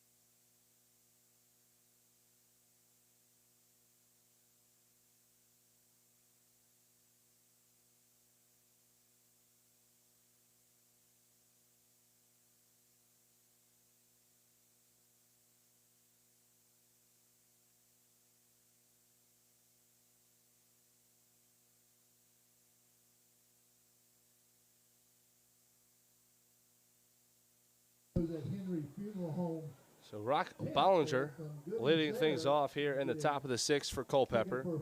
Levi Wilson now towing the rubber for the Braves, making his Valley League debut. He's from Thomas University, and his hometown is Milton, Georgia. He's a junior at Thomas University, again, making his Valley League debut here tonight. So 1-0 the count to Rock Bollinger. As that pitch is fouled off and through the screen and over the press box, as the count is even now to Bollinger, 1-1. He leads off the top of the sixth after being up at the plate when Tyler Shulman was cut down trying to steal second. The 1-1 pitch misses inside, and the count is now 2 balls, 1 strike. to the Culpeper backstop.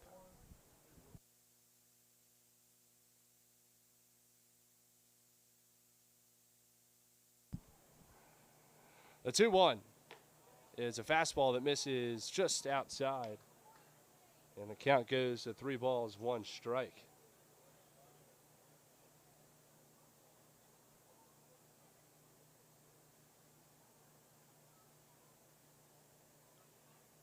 The 3-1 hits him. And Brock Bollinger's on with the hit by pitch.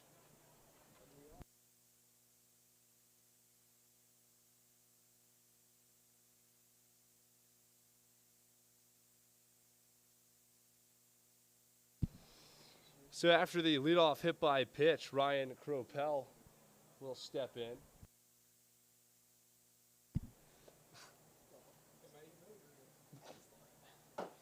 So runner on first, nobody out for Culpeper. So he fouls off the first pitch he sees toward the Staunton dugout for strike 1.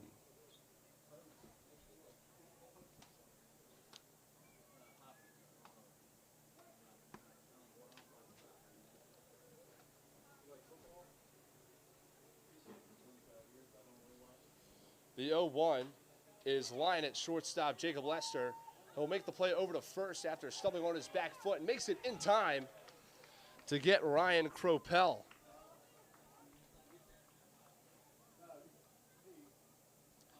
So the fielder's choice pushes Brock Bollinger out to second base, but they get the runner on first, over at first for the first out. Now batting, Jackson Rushecki.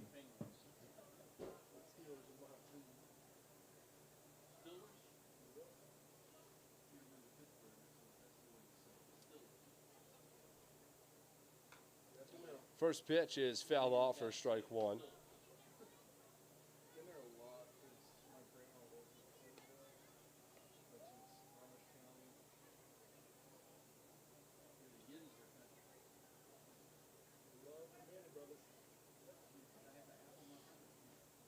So 0-1 the count to Ruskel, who has the solo shot as the runner goes. Fastball is outside. The throw down is in time to get Brock Bollinger trying to steal third.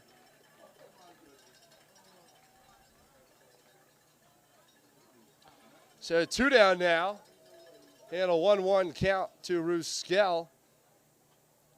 Bollinger stole third back in the 3rd inning. Couldn't do it here in the 6th after he is cut down by Frankie Carreras for out number 2.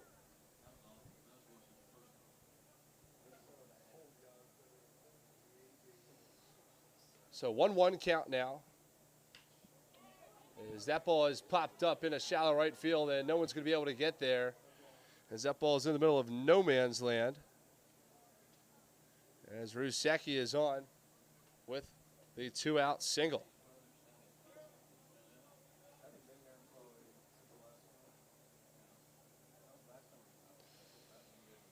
So with 2 outs and a runner on first, Kazuya Jordan will step in. Now batting Kaz Jordan.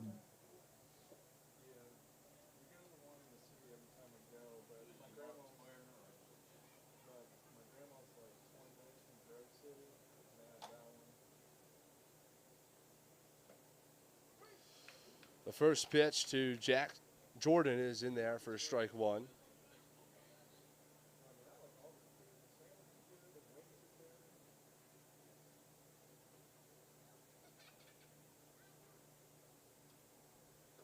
The 0-1 is a fastball taken up high, and the count's even at 1 apiece.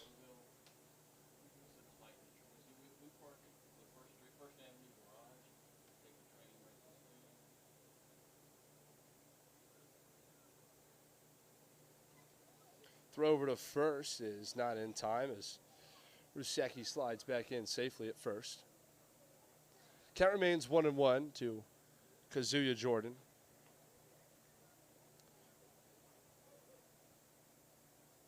Pitch is foul off and into the screen. The count is now 1-2.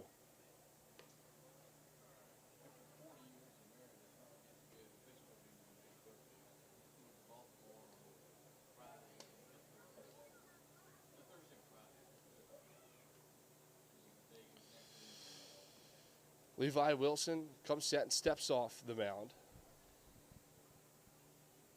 So he'll step back on and get his sign from Carreras and come set. The 1-2 is tipped up into the screen, and we'll do it again at a ball and 2 strikes. Again, runner on first and 2 down here in the top of the 6th. Culpeper leads it 6-4.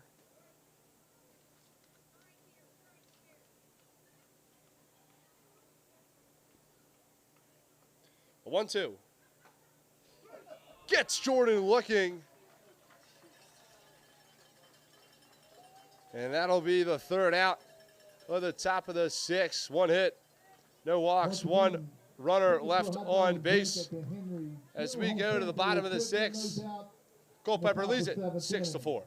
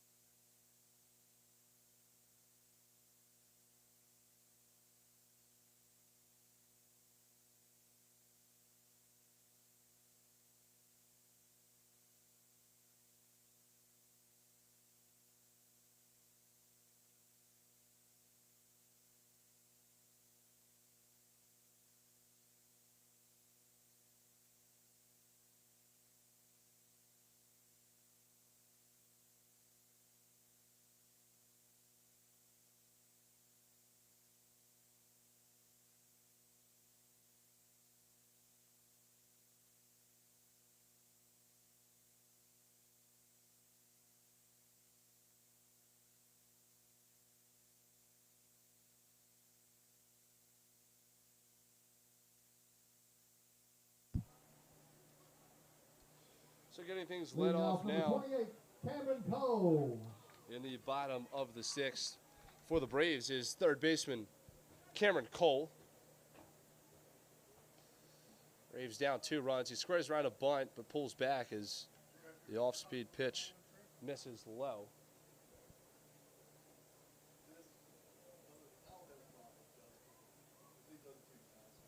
So 1-0 the count now to Cole. 2nd pitch misses outside, and the count runs 2-0 to the Braves' 3rd baseman. Tyler Smith, the left-handed pitcher, is still out on the mound for the Cavaliers. The 2-0 misses up high, and the count is 3 balls, no strikes to Cameron Cole.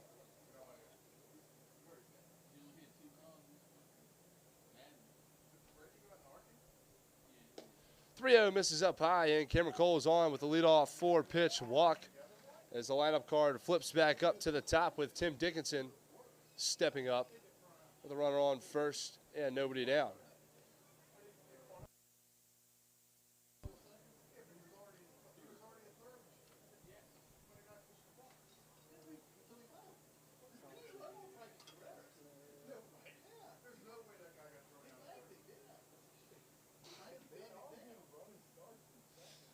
So runner on first, nobody out. The first pitch to Dickinson misses inside, and the count's 1-0. Lefty-lefty matchup between Dickinson and Smith.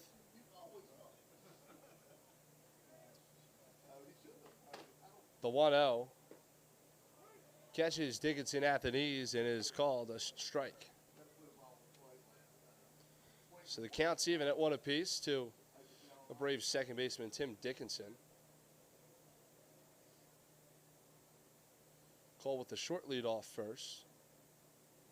The 1-1's in the dirt, blocked by Brock Bullinger, and the count is now 2-1.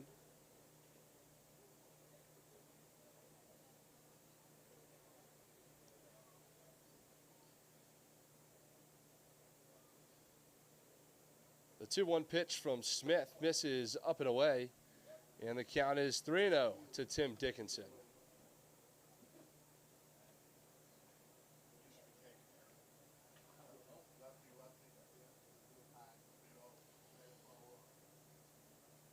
The 3-1 pitch from Smith is swung at and grounded right at 2nd baseman Kazuya Jordan. Will flip it to Schulman for out number 1 at second base, and Schulman holds it, as they only get one on the fielder's choice. Now batting, Wyatt Campbell.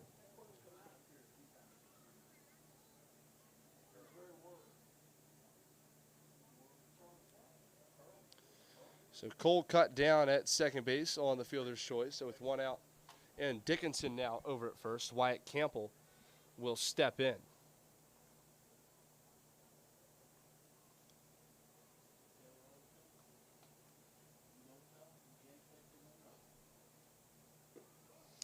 First pitch to Campbell is taken for ball 1. Campbell's 0 for 3 tonight with a ground out, a fly out to center, and a strikeout. The 1-0 is swung at and tipped into the mid of Brock Bollinger, and the count is even at 1-1.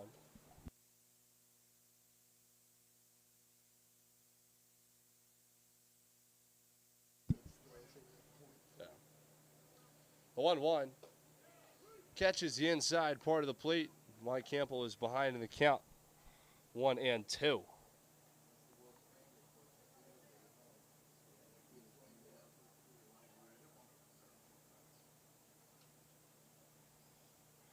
Pitch from Smith, runner goes, it's in the dirt, and Dickinson swipes second base safely as the throw down is a little too late.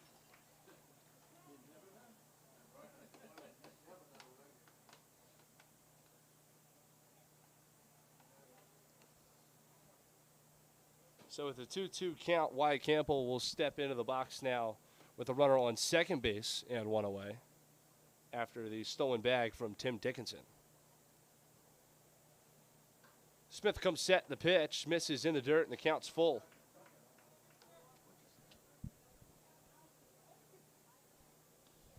So a full count now to Wyatt Campbell with a runner in scoring position and one away. And there's a big opportunity here for the Braves. Smith comes set. Dickinson dancing off second. The 3-2 is grounded to the left side and through. Tim Dickinson will be held at third base by third base coach Brady Bogart. And Wyatt Campbell's on with a one-out single. Now batting, Noah Canterbury. So that'll bring up Noah Canterbury with runners on first and third with only one away, as he's 1 for 3 tonight and has a run scored.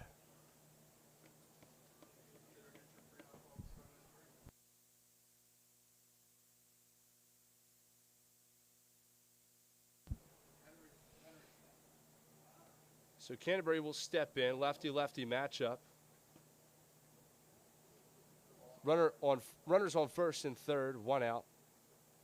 Infield shifted way to the right field side. The shortstop only playing about a foot or two to the left of the second base bag. The third baseman playing in the hole.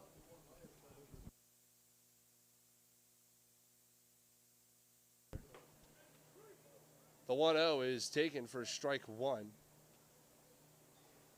First baseman holding Campbell on at first, so he's not too far off the line. Second baseman Kazuya Jordan playing in the 4-hole. Throw over to first base, and they got Wyatt Campbell in a rundown. Dickinson breaks from third. The throw home is in time, and Dickinson is called out at the plate.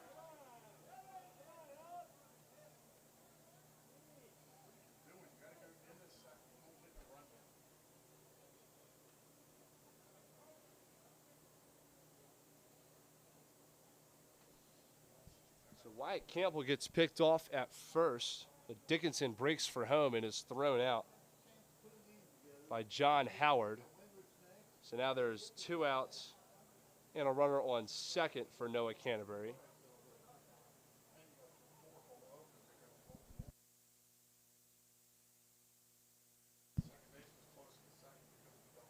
So the count remains at 1-1 after the pickoff. That pitch is fouled up and to the left of the press box for strike 2.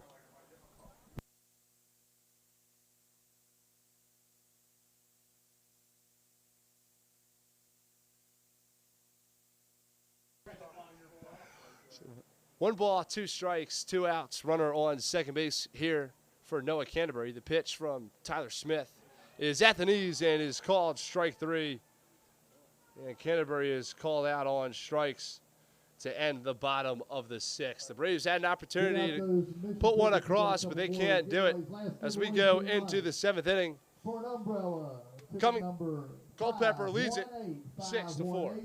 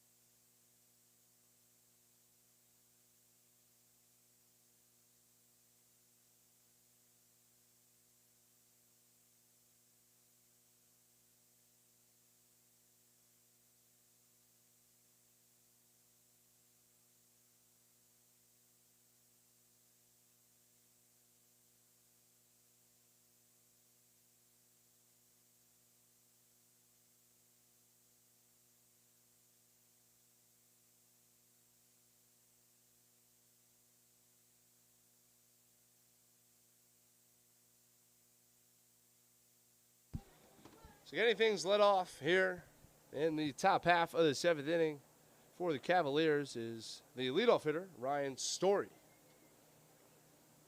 He'll face Levi Wilson. The first pitch he sees is line in a left center field. Chasing it down is Ike Schmidley, and he'll make the grab for a quick out number 1.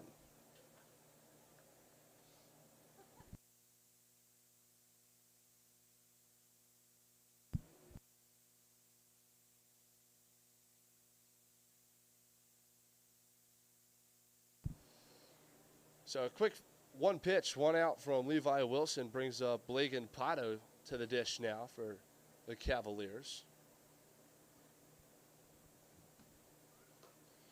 First pitch to Pato is a fastball taken right down the middle for strike 1. As Frankie Carreras must have been crossed up as he goes out to talk with his new pitcher, Levi Wilson, who again is making his Valley League debut tonight. So obviously not a whole lot of chemistry between these two. Still trying to get down each other's signs.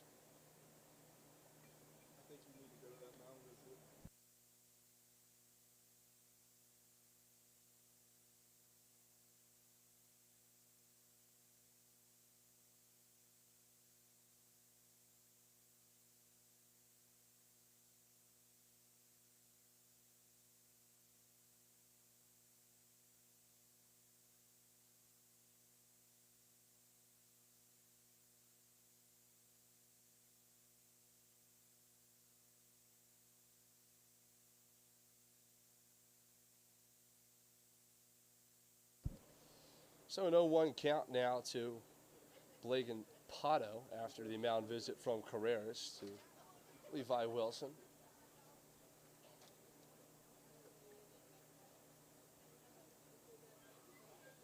Pato out of Longwood University. He's batting 200 on the summer.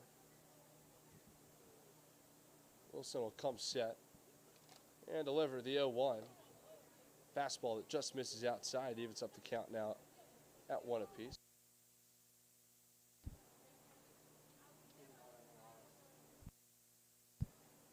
Levi Wilson again goes to Thomas University, and he's from Milton, Georgia. He's a new guy just now joining the Braves. The 1-1 is popped up and foul for strike 2.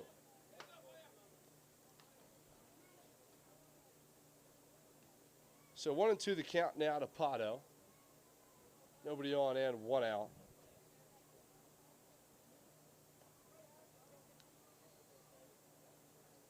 There's Wilson. Comes set. And delivers the 1-2, and it's popped up and over the press box. And the count will stay there. Yeah. A ball and 2 strikes.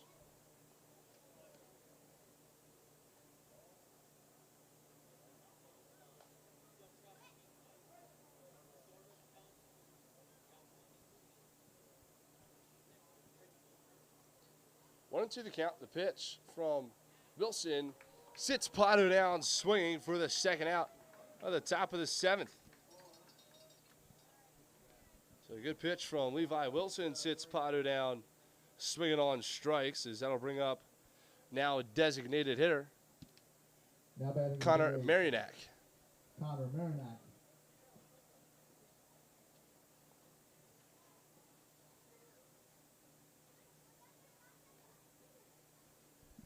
So with two down and nobody on, Marinac will step in as he takes first pitch low for a ball.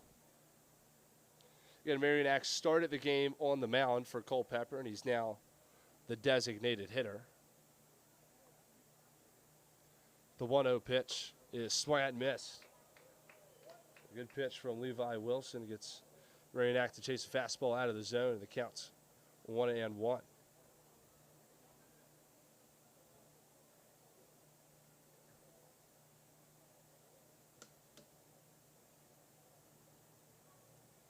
One is a breaking ball that's in there for strike 2. Kind of froze Marinac on that pitch. A nice slider from Levi Wilson. Haven't seen that one so far tonight.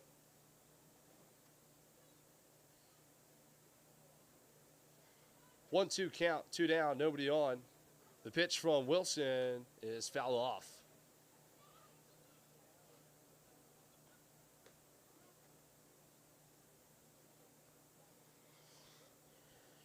So the count will remain at a ball and 2 strikes.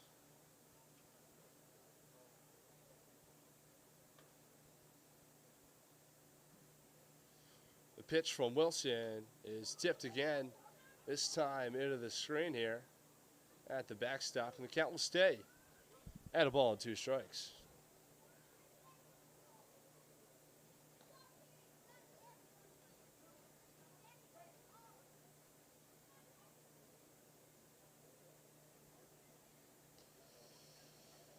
Levi Wilson comes set and delivers 1-2, and he's got him swinging. So Connor Marinac down on strikes as the Cavaliers go 1-2-3 in the top of the 7th. It's stretching time here at John Moxey, and your score going into the bottom of the 7th: Culpeper 6, Staunton 4.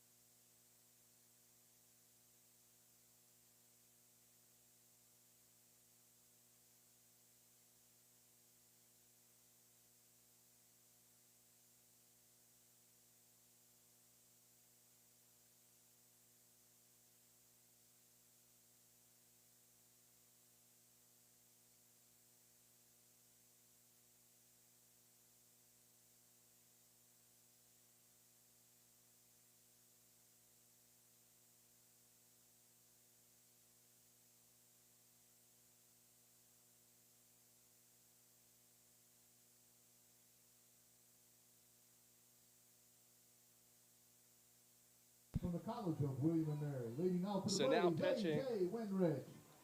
is Connor Kolarov for the Culpeper Cavaliers. Connor goes to the College of William and Mary. He's from Bluffton, South Carolina. He's pitched in 9 games this summer with the Braves, and the first pitch to A.J. Winrich is taken for ball 1.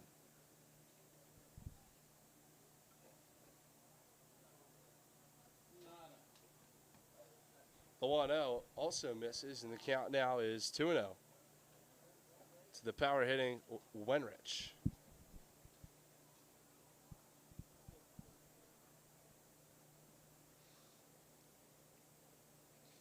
Kolarov comes set.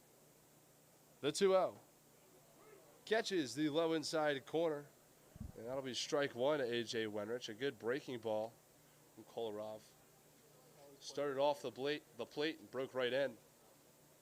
The 2-1 is lofted out in the center field, chasing Blake and Pato back up against the wall, and he makes the catch, banging in to that blue wall out in center field for out number 1.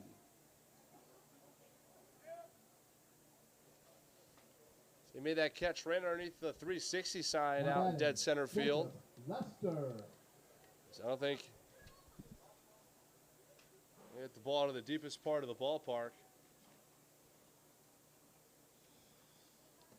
But unlucky for him, it is out number 1 as Jacob Lester will step in and face Kolarov. The first pitch to Lester is taken low and away for ball 1.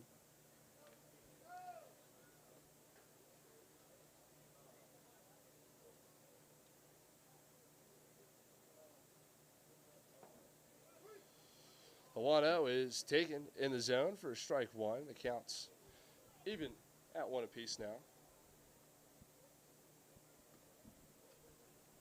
1 ball, 1 strike, 1 out here in the bottom of the 7th. As that breaking ball is lofted out in the shallow center field, and that'll get down for a 1-out single off the bat of Jacob Lester.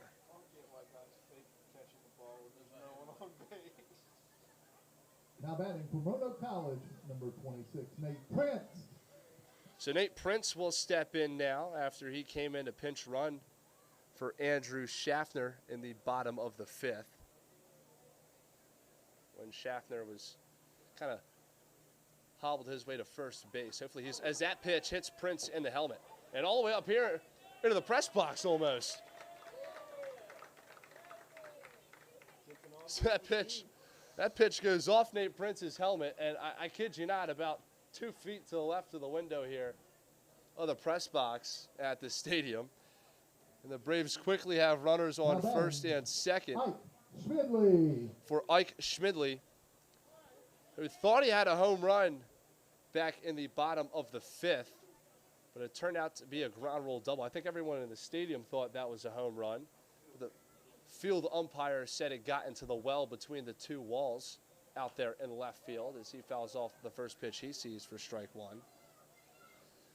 So again, that left field wall, and even a little bit in right field, there's a bit of a recession between the top wall, the top part, and the bottom part. It's about a foot wide. The field umpire said that the ball got into that well instead of over the top part, which the official ground ruling here on that is a ground rule double. The 0-1 is lined right at shortstop. Tyler Schulman, he'll take it to the bag himself as Jacob Lester can't get back in time for the unassisted double play. So that'll end it here in the 7th as we go into the 8th inning. Culpeper still leads it 6-4.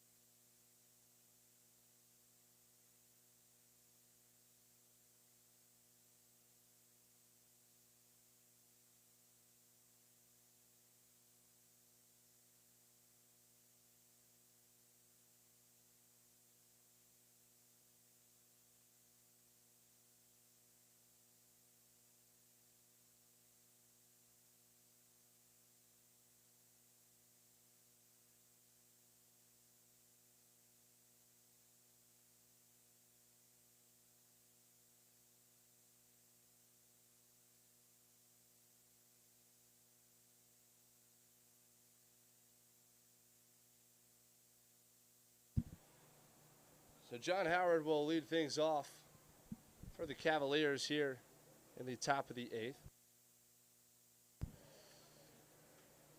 Levi Wilson still out on the mound for the Braves. I'd like to take this moment to thank tonight's game sponsors, Henry Funeral Home, Parrot Orthodontics, as well as Blazer and Associates. So thank you to those 3 wonderful organizations for sponsoring tonight's ball game here at John Moxey Stadium. The 1-0 pitch to John Howard is taken on the outside corner for strike 1.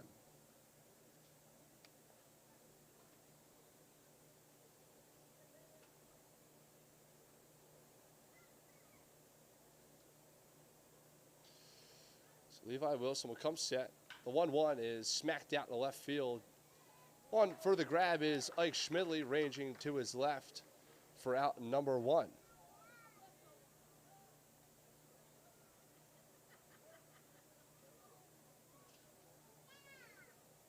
Now batting, number 31, Tyler Shulman. So Tyler Shulman will step in now with 1 out and nobody on.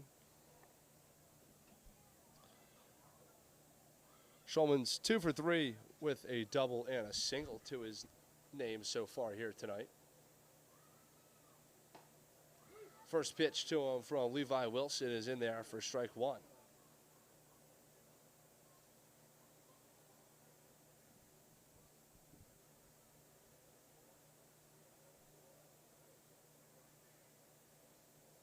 The 0-1 is at the knees for strike 2, and Levi Wilson jumps out ahead. No balls and 2 strikes.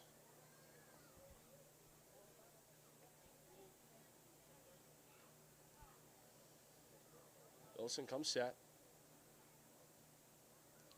The 0-2 misses outside. And the count goes to a ball and 2 strikes.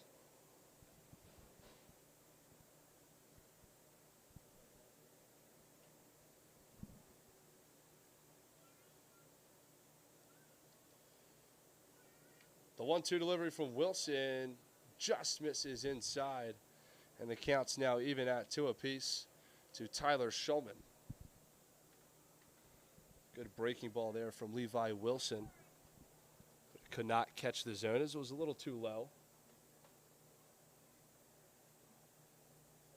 The 2-2 will hit batter Tyler Shulman. And he's on with a 1 out. Hit by pitch.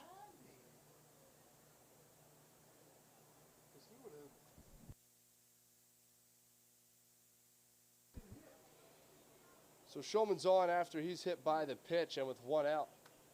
And again, Shulman over on first base. Brock Bollinger will step in. Now batting Brock Bollinger.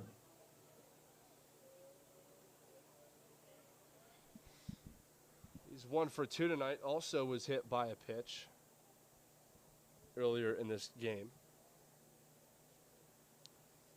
1 out, and Tyler Shulman over at first. The pitch is a fastball taken up high for ball 1.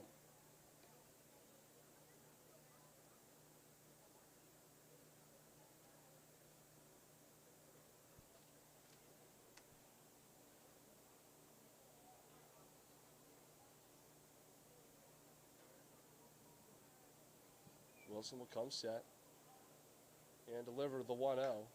That ball is skied out in the center field, chasing Nate Prince back. He'll camp under it and make the grab for out number 2 as Tyler Shulman retreats back to the first base bag. So 2 outs and a runner on first. We'll bring up Ryan Cropel. Ryan Cropel. Cropel 0 for 3 tonight with a strikeout, a ground out to short, and a ground out to second.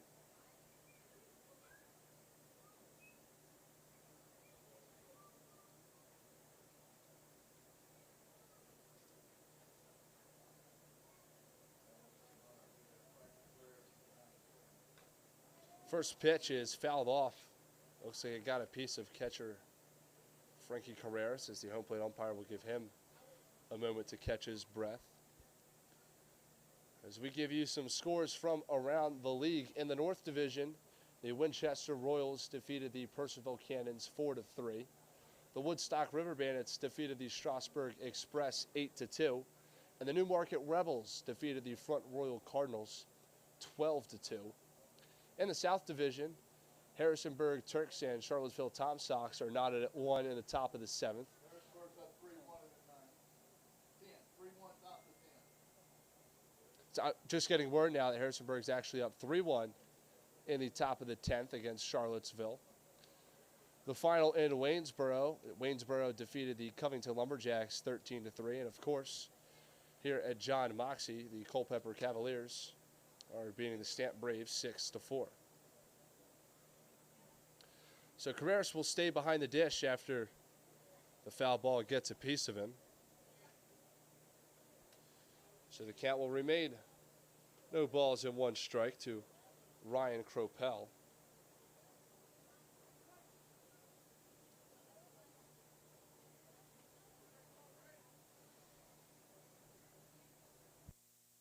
Runner on first, 1 out. The pitch is waved at and missed by Cropel for strike 2.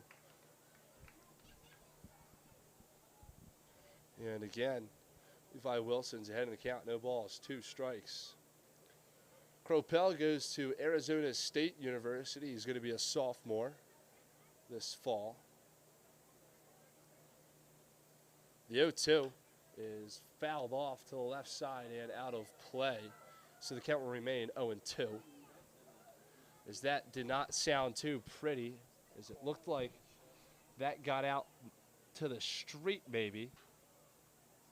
As it looks like somebody's racing to their car, hopefully not having to make a call to their insurance company.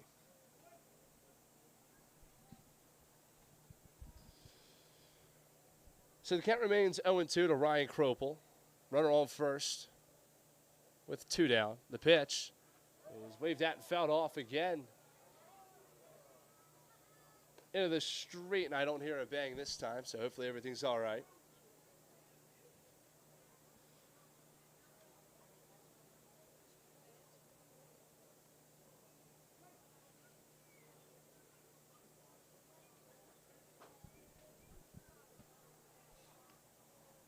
Two outs, runner on first, 0-2 count to Cropel. The pitch from Levi is fouled off again.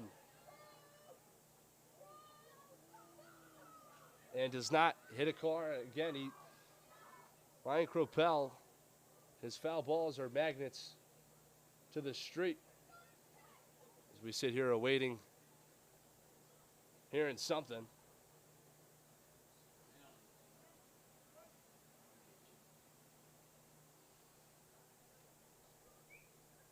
So the count's still 0-2 as Wilson comes set. The pitch misses outside, and the count is a ball and 2 strikes. So this will be the 7th pitch now to Ryan Cropel in this at-bat. So he's fouled off 3 straight after falling behind 0-2. The pitch is fouled off again.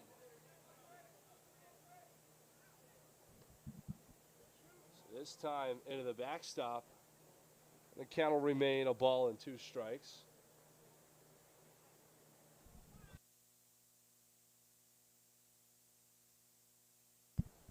So this will be pitch 8 of the at-bat to Cropel. As Wilson takes a peek at Solman over at first. The pitch is popped up in the infield. Calling for it is second baseman Tim Dickinson. He's camped under, will make the grab for out number 3, but not before a little bit of a collision with Nate Prince. As it looks like Tim Dickinson's having some trouble getting up. Hopefully he's all right. He does. He pops right up and flips the ball to the field umpire. We'll take a jog into the Braves dugout as they get ready to hit here in the bottom of the 8th. Culpeper leads it 8-4.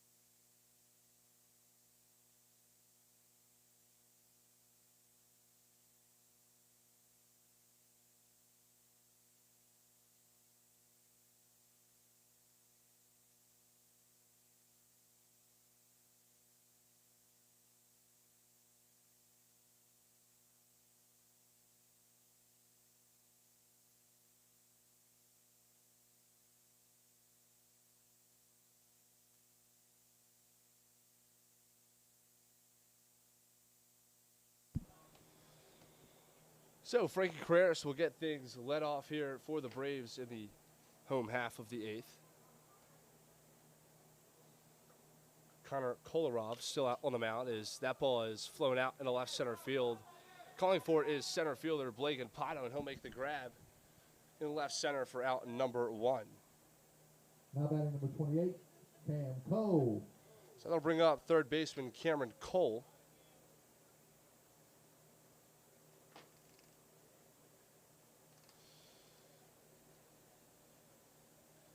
Cole's got 2 walks on the night, and he's grounded out to the shortstop so far in his 3 plate appearances.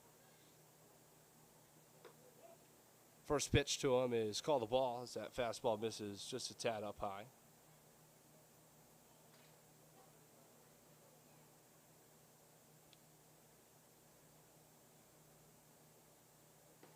The 1-0 misses in, and the count now is 2 balls, no strikes to the Braves' third baseman.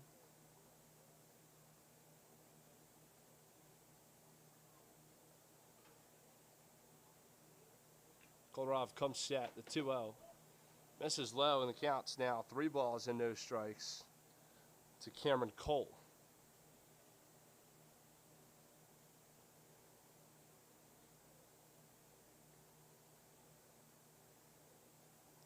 The pitch is a breaking ball that catches the low inside corner for strike 1.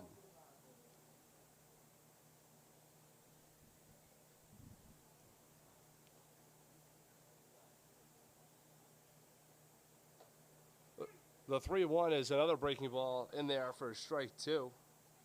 So back-to-back breaking balls from Connor Kolarov bring this count full now at 3-2. 1 down, nobody on. The pitch is a breaking ball fouled off to the right side and out of play.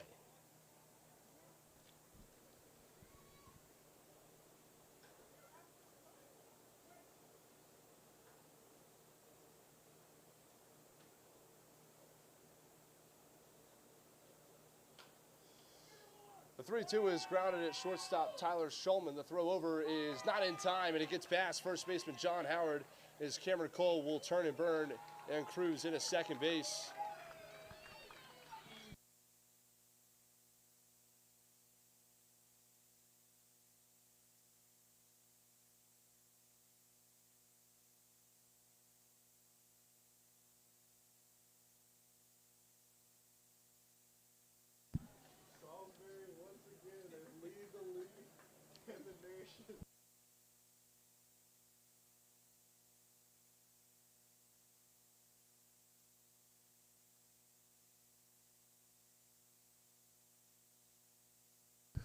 So Tim Dickinson will step in with Cameron Cole on first base. 1 down. The pitch, Dickinson squared around but pulled back. Would have been safe. You actually think that guy threw a totally safe at the bottom of the 8th inning? But a hot dog to be had up here? So 1-0 count to Tim Dickinson. Make it 2-0 after that fastball misses up high.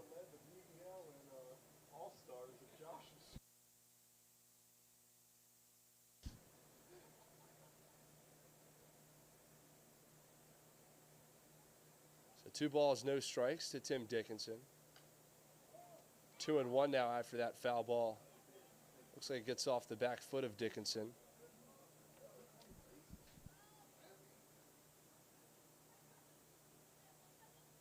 So Dickinson will take a bit of a walk to get a breather as the count is now 2-1 to the Braves' second baseman.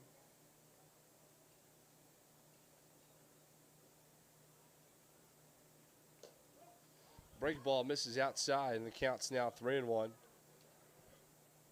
to Tim Dickinson.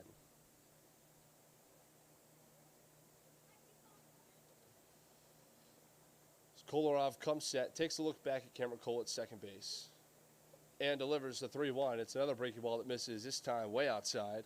And Tim Dickinson is on with a walk. So first and second, 1 out now for the Braves as Wyatt Campbell will step up to the dish.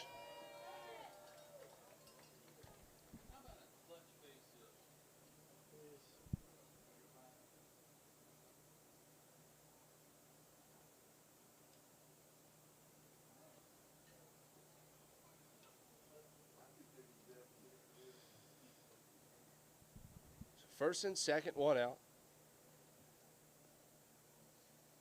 First pitch to Campbell's a breaking ball that he swings and misses at for strike one. Good breaking ball from Connor Kolarov on the low inside part of the zone.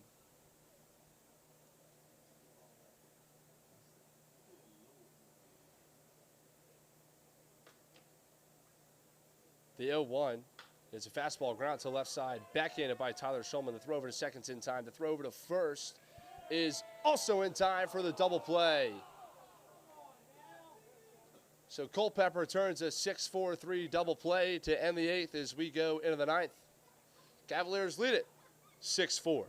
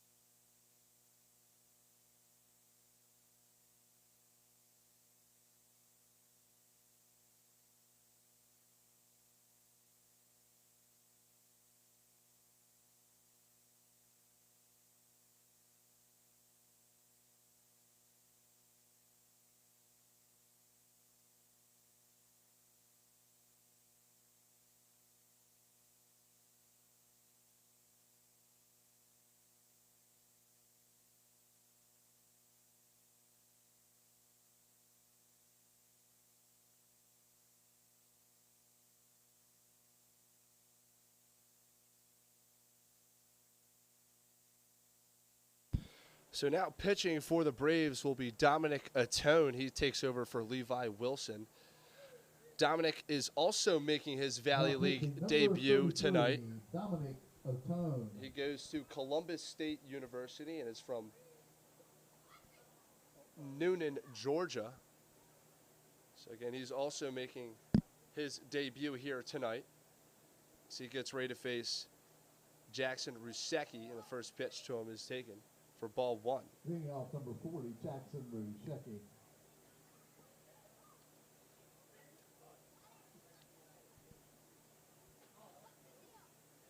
So 1-0 the count to Rusecki.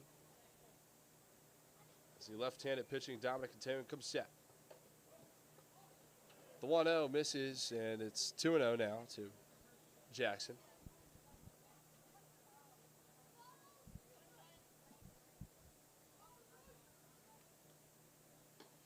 Two-0 misses low and away, and it's 3 balls, no strikes to Rusecki.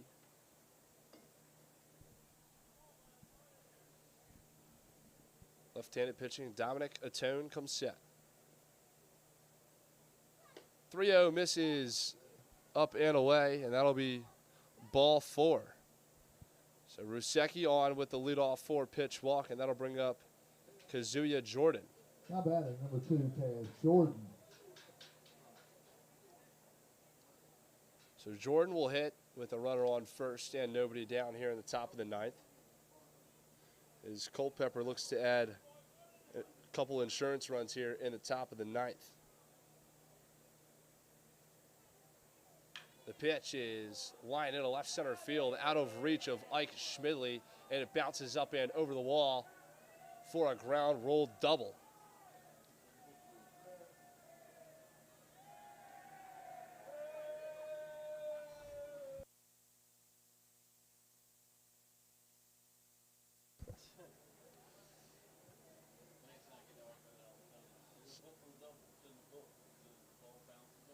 So Kazuya Jordan on second after the ground roll double. Jackson Rusecki pushed over to third because of it. And the lineup card flips back up to the top with Ryan Story hitting now, as he takes a swing and a miss at the first pitch he sees for strike one.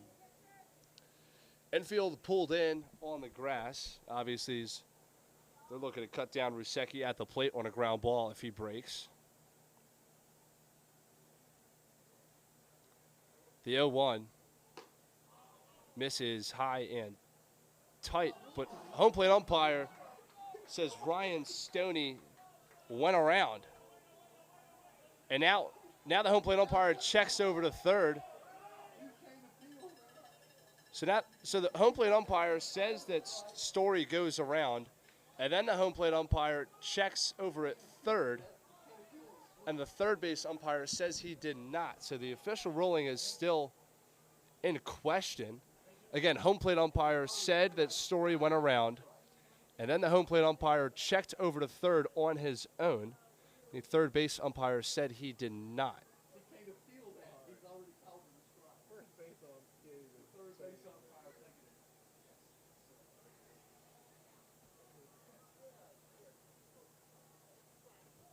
So the home plate umpire does make the official ruling, as it is strike two.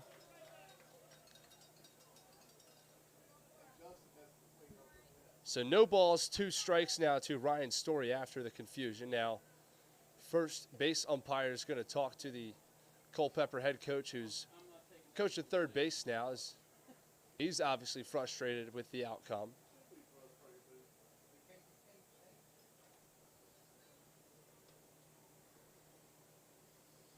So the home plate umpire's call is final say. So when he made the original call, that is the final one, no matter what, if he checks down to third base or not.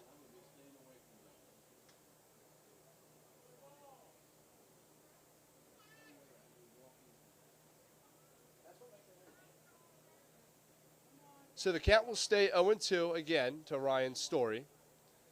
Runners on second and third and nobody out here in the top of the ninth. And Dominic Atone on the mound, making his Valley League and Braves debut. The pitch is popped up in the shallow left field and foul. So that ball just about a foot to the left of the foul line, as it was out of reach of the 3 fielders on the left side. Ike Schmidley out left, Cameron Cole at third, and Jacob Lester at short. Ball was just out of reach of all 3 of them, only about a foot to the left of the foul line, out and about a third of the way into the outfield grass. So the count stays 0-2. The pitch from Atone is taken and called strike 3. And Ryan Story is sat down looking on strikes for the first out of the top of the ninth. Now batting number.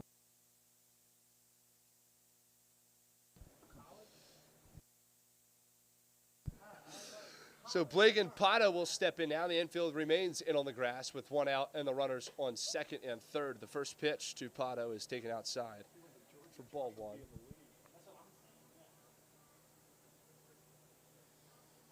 So 1 out following the strikeout from Atone, as the 1-0 pitch is taken up and away for ball 2.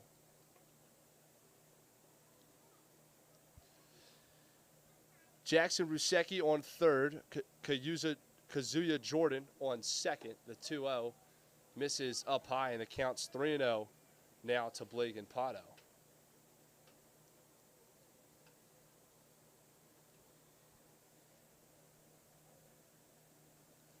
Atone will come set. And the 3-0. Catches a low inside corner and is called for strike one.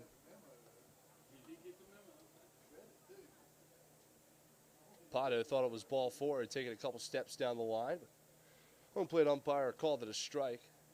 So he steps back into the box with a 3-1 count. The pitch is waved at, miss for strike two. So the count is full with one out and runners on second and third here to Blake and Pato. Atone comes set. Delivers. That ball is grounded to first baseman Wyatt Campbell. He'll take it to the bag himself for out number two. So the runners stay put at second and third. And Connor Marianac will step up with two down and runners again at second and third. So Rusecki and Jordan stay put at second and third on the ground ball to Wyatt Campbell. And with two down and two runners on and an open base, they are going to walk Connor Marianac to pitch to John Howard.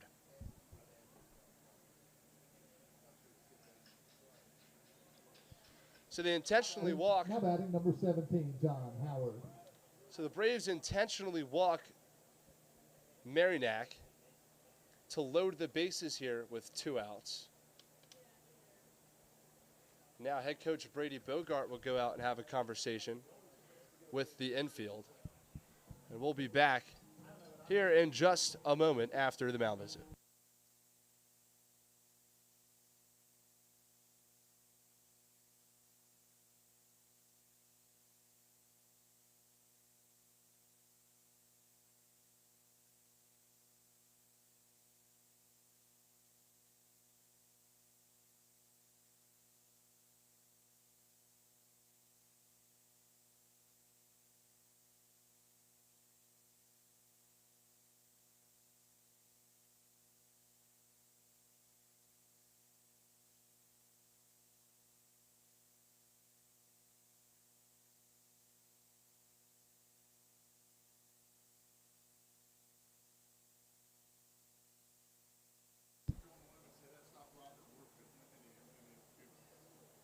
So after the mound visit, John Howard will step in with the bases loaded after Marianac was intentionally walked with the open base. And that first pitch is fouled back into the screen for strike one.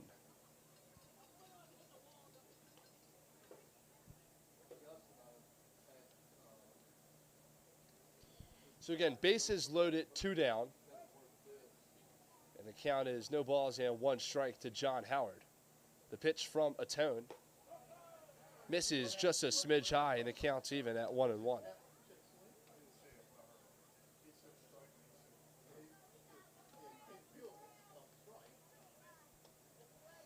Bases loaded, two down. Atone comes set and delivers. Catches the low inside corner for called strike two. And Dominic Atone is ahead of the count, a ball and two strikes.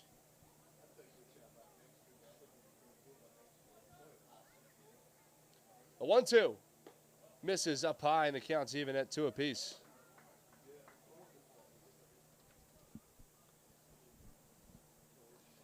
Jackson Rusecki on at third. Kazuya Jordan on at second. And Connor Marianac on at first.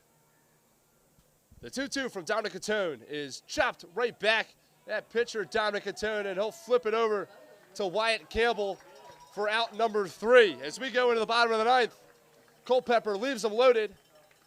The Braves need two to keep it going, three to end it here. Your score going into the bottom of the ninth. Cavaliers 6, Braves 4.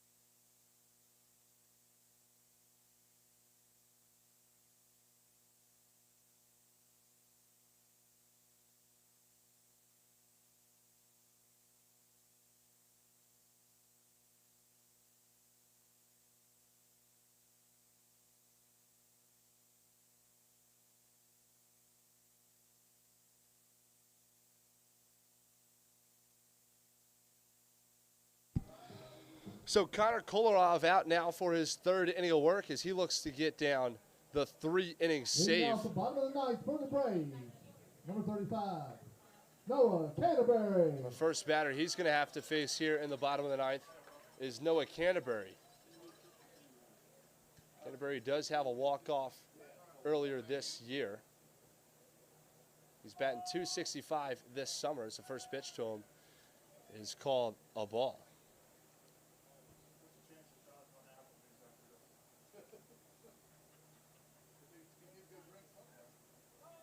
The 1-0 is fouled off into the screen. The count's even now at 1-1.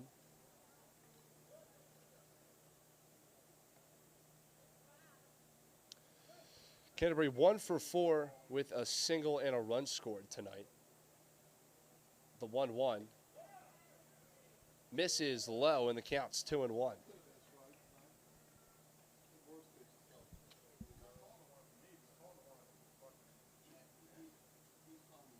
Kolarov will come set and deliver the 2-1. That fastball catches the high outside part of the zone and evens up the count now at 2-2.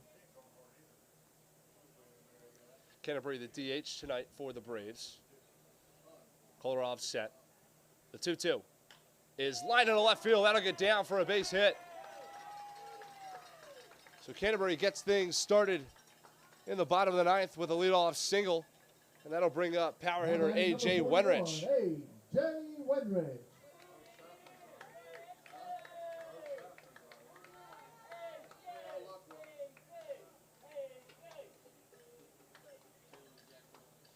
Wenrich 1 for 4, also with a single tonight. Same line as Canterbury before that single. First pitch to Wenrich is called strike 1. And Kolarov's still out on the mound for the Cavaliers. The 0-1 pitch misses low and in. And it gets behind catcher Brock Bollinger, but Canterbury stays put at first base as the count is even now at 1-1.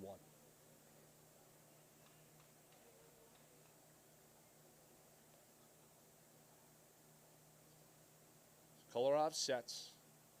The pitch is a breaking ball that catches the low inside corner and called for strike 2.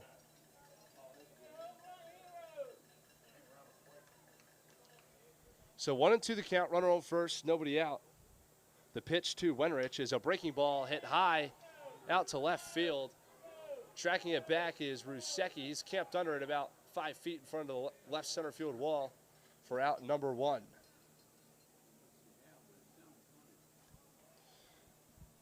So with one out and a runner on first, shortstop Jacob Lester will step in.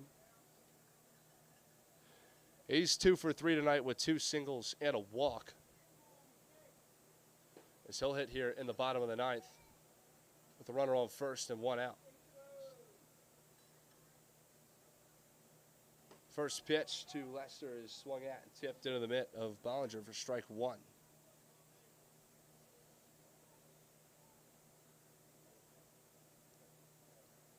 So 0-1 the count, 1 out, runner on first for the Braves.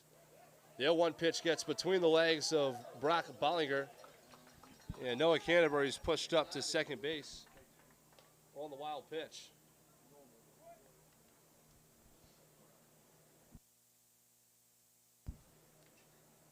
So the count 1-1 now to Jacob Lester.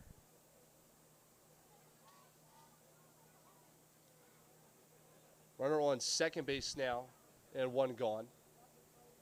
The pitch is fouled off into the backstop for strike 2 in the count. 1 ball, 2 strikes to Lester.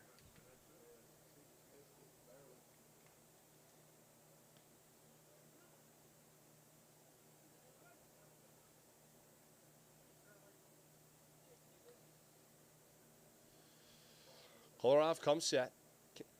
The 1-2 is tipped again, and this time Lester will stay alive.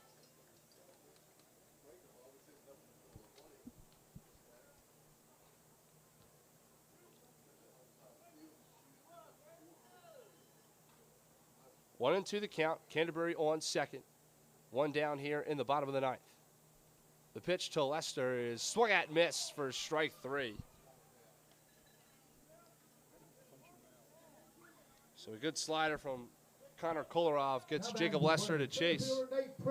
And that'll bring up center fielder Nate Prince with a runner on second and 2 down.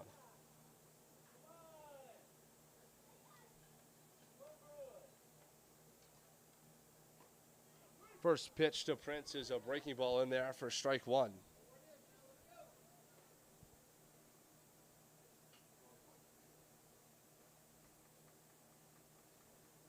The 0-1 is swung at, missed, and the Braves are down to their last strike.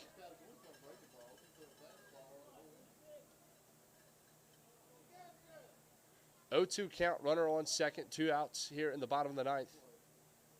And Nate Prince in the box for the Braves. Kolarov comes set. The pitch is fouled off. And Nate Prince will stay alive. Another slider from Connor Kolarov. It seems to be his go-to here in this bottom of the 9th.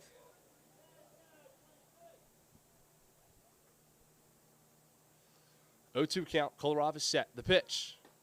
Breaking ball called, strike 3. And the game is over. So Nate Prince called out on strikes to end the game. The Braves lose this one by a score of 6-4. I'd like to take this moment to thank tonight's game sponsors, Henry Funeral Home, Parrott Orthodontics, as well as Blazer and Associates. Our next home game will be Saturday, July 13th versus the Waynesboro Generals. Get your free tickets at Lily Title, Eagles Club, Braden and Van Fossen Ironworks, and Centra. And the New West Band will play from 4:30 to 7. So a little pregame concert from the New West Band on Saturday, July 13th. Again, the next home game is Saturday, July 13th versus the Waynesboro Generals. You can get your free tickets at Lily Title, Eagles Club, Braden and Van Fossen Ironworks, and Centra. And the New West Band will play pregame from 4:30 to 7 and provide some live music for the Staunton fans. Braves lose this one by a score of 6-4. We'll see you Saturday the 13th back here at John Moxey Stadium. Have a good night, everybody.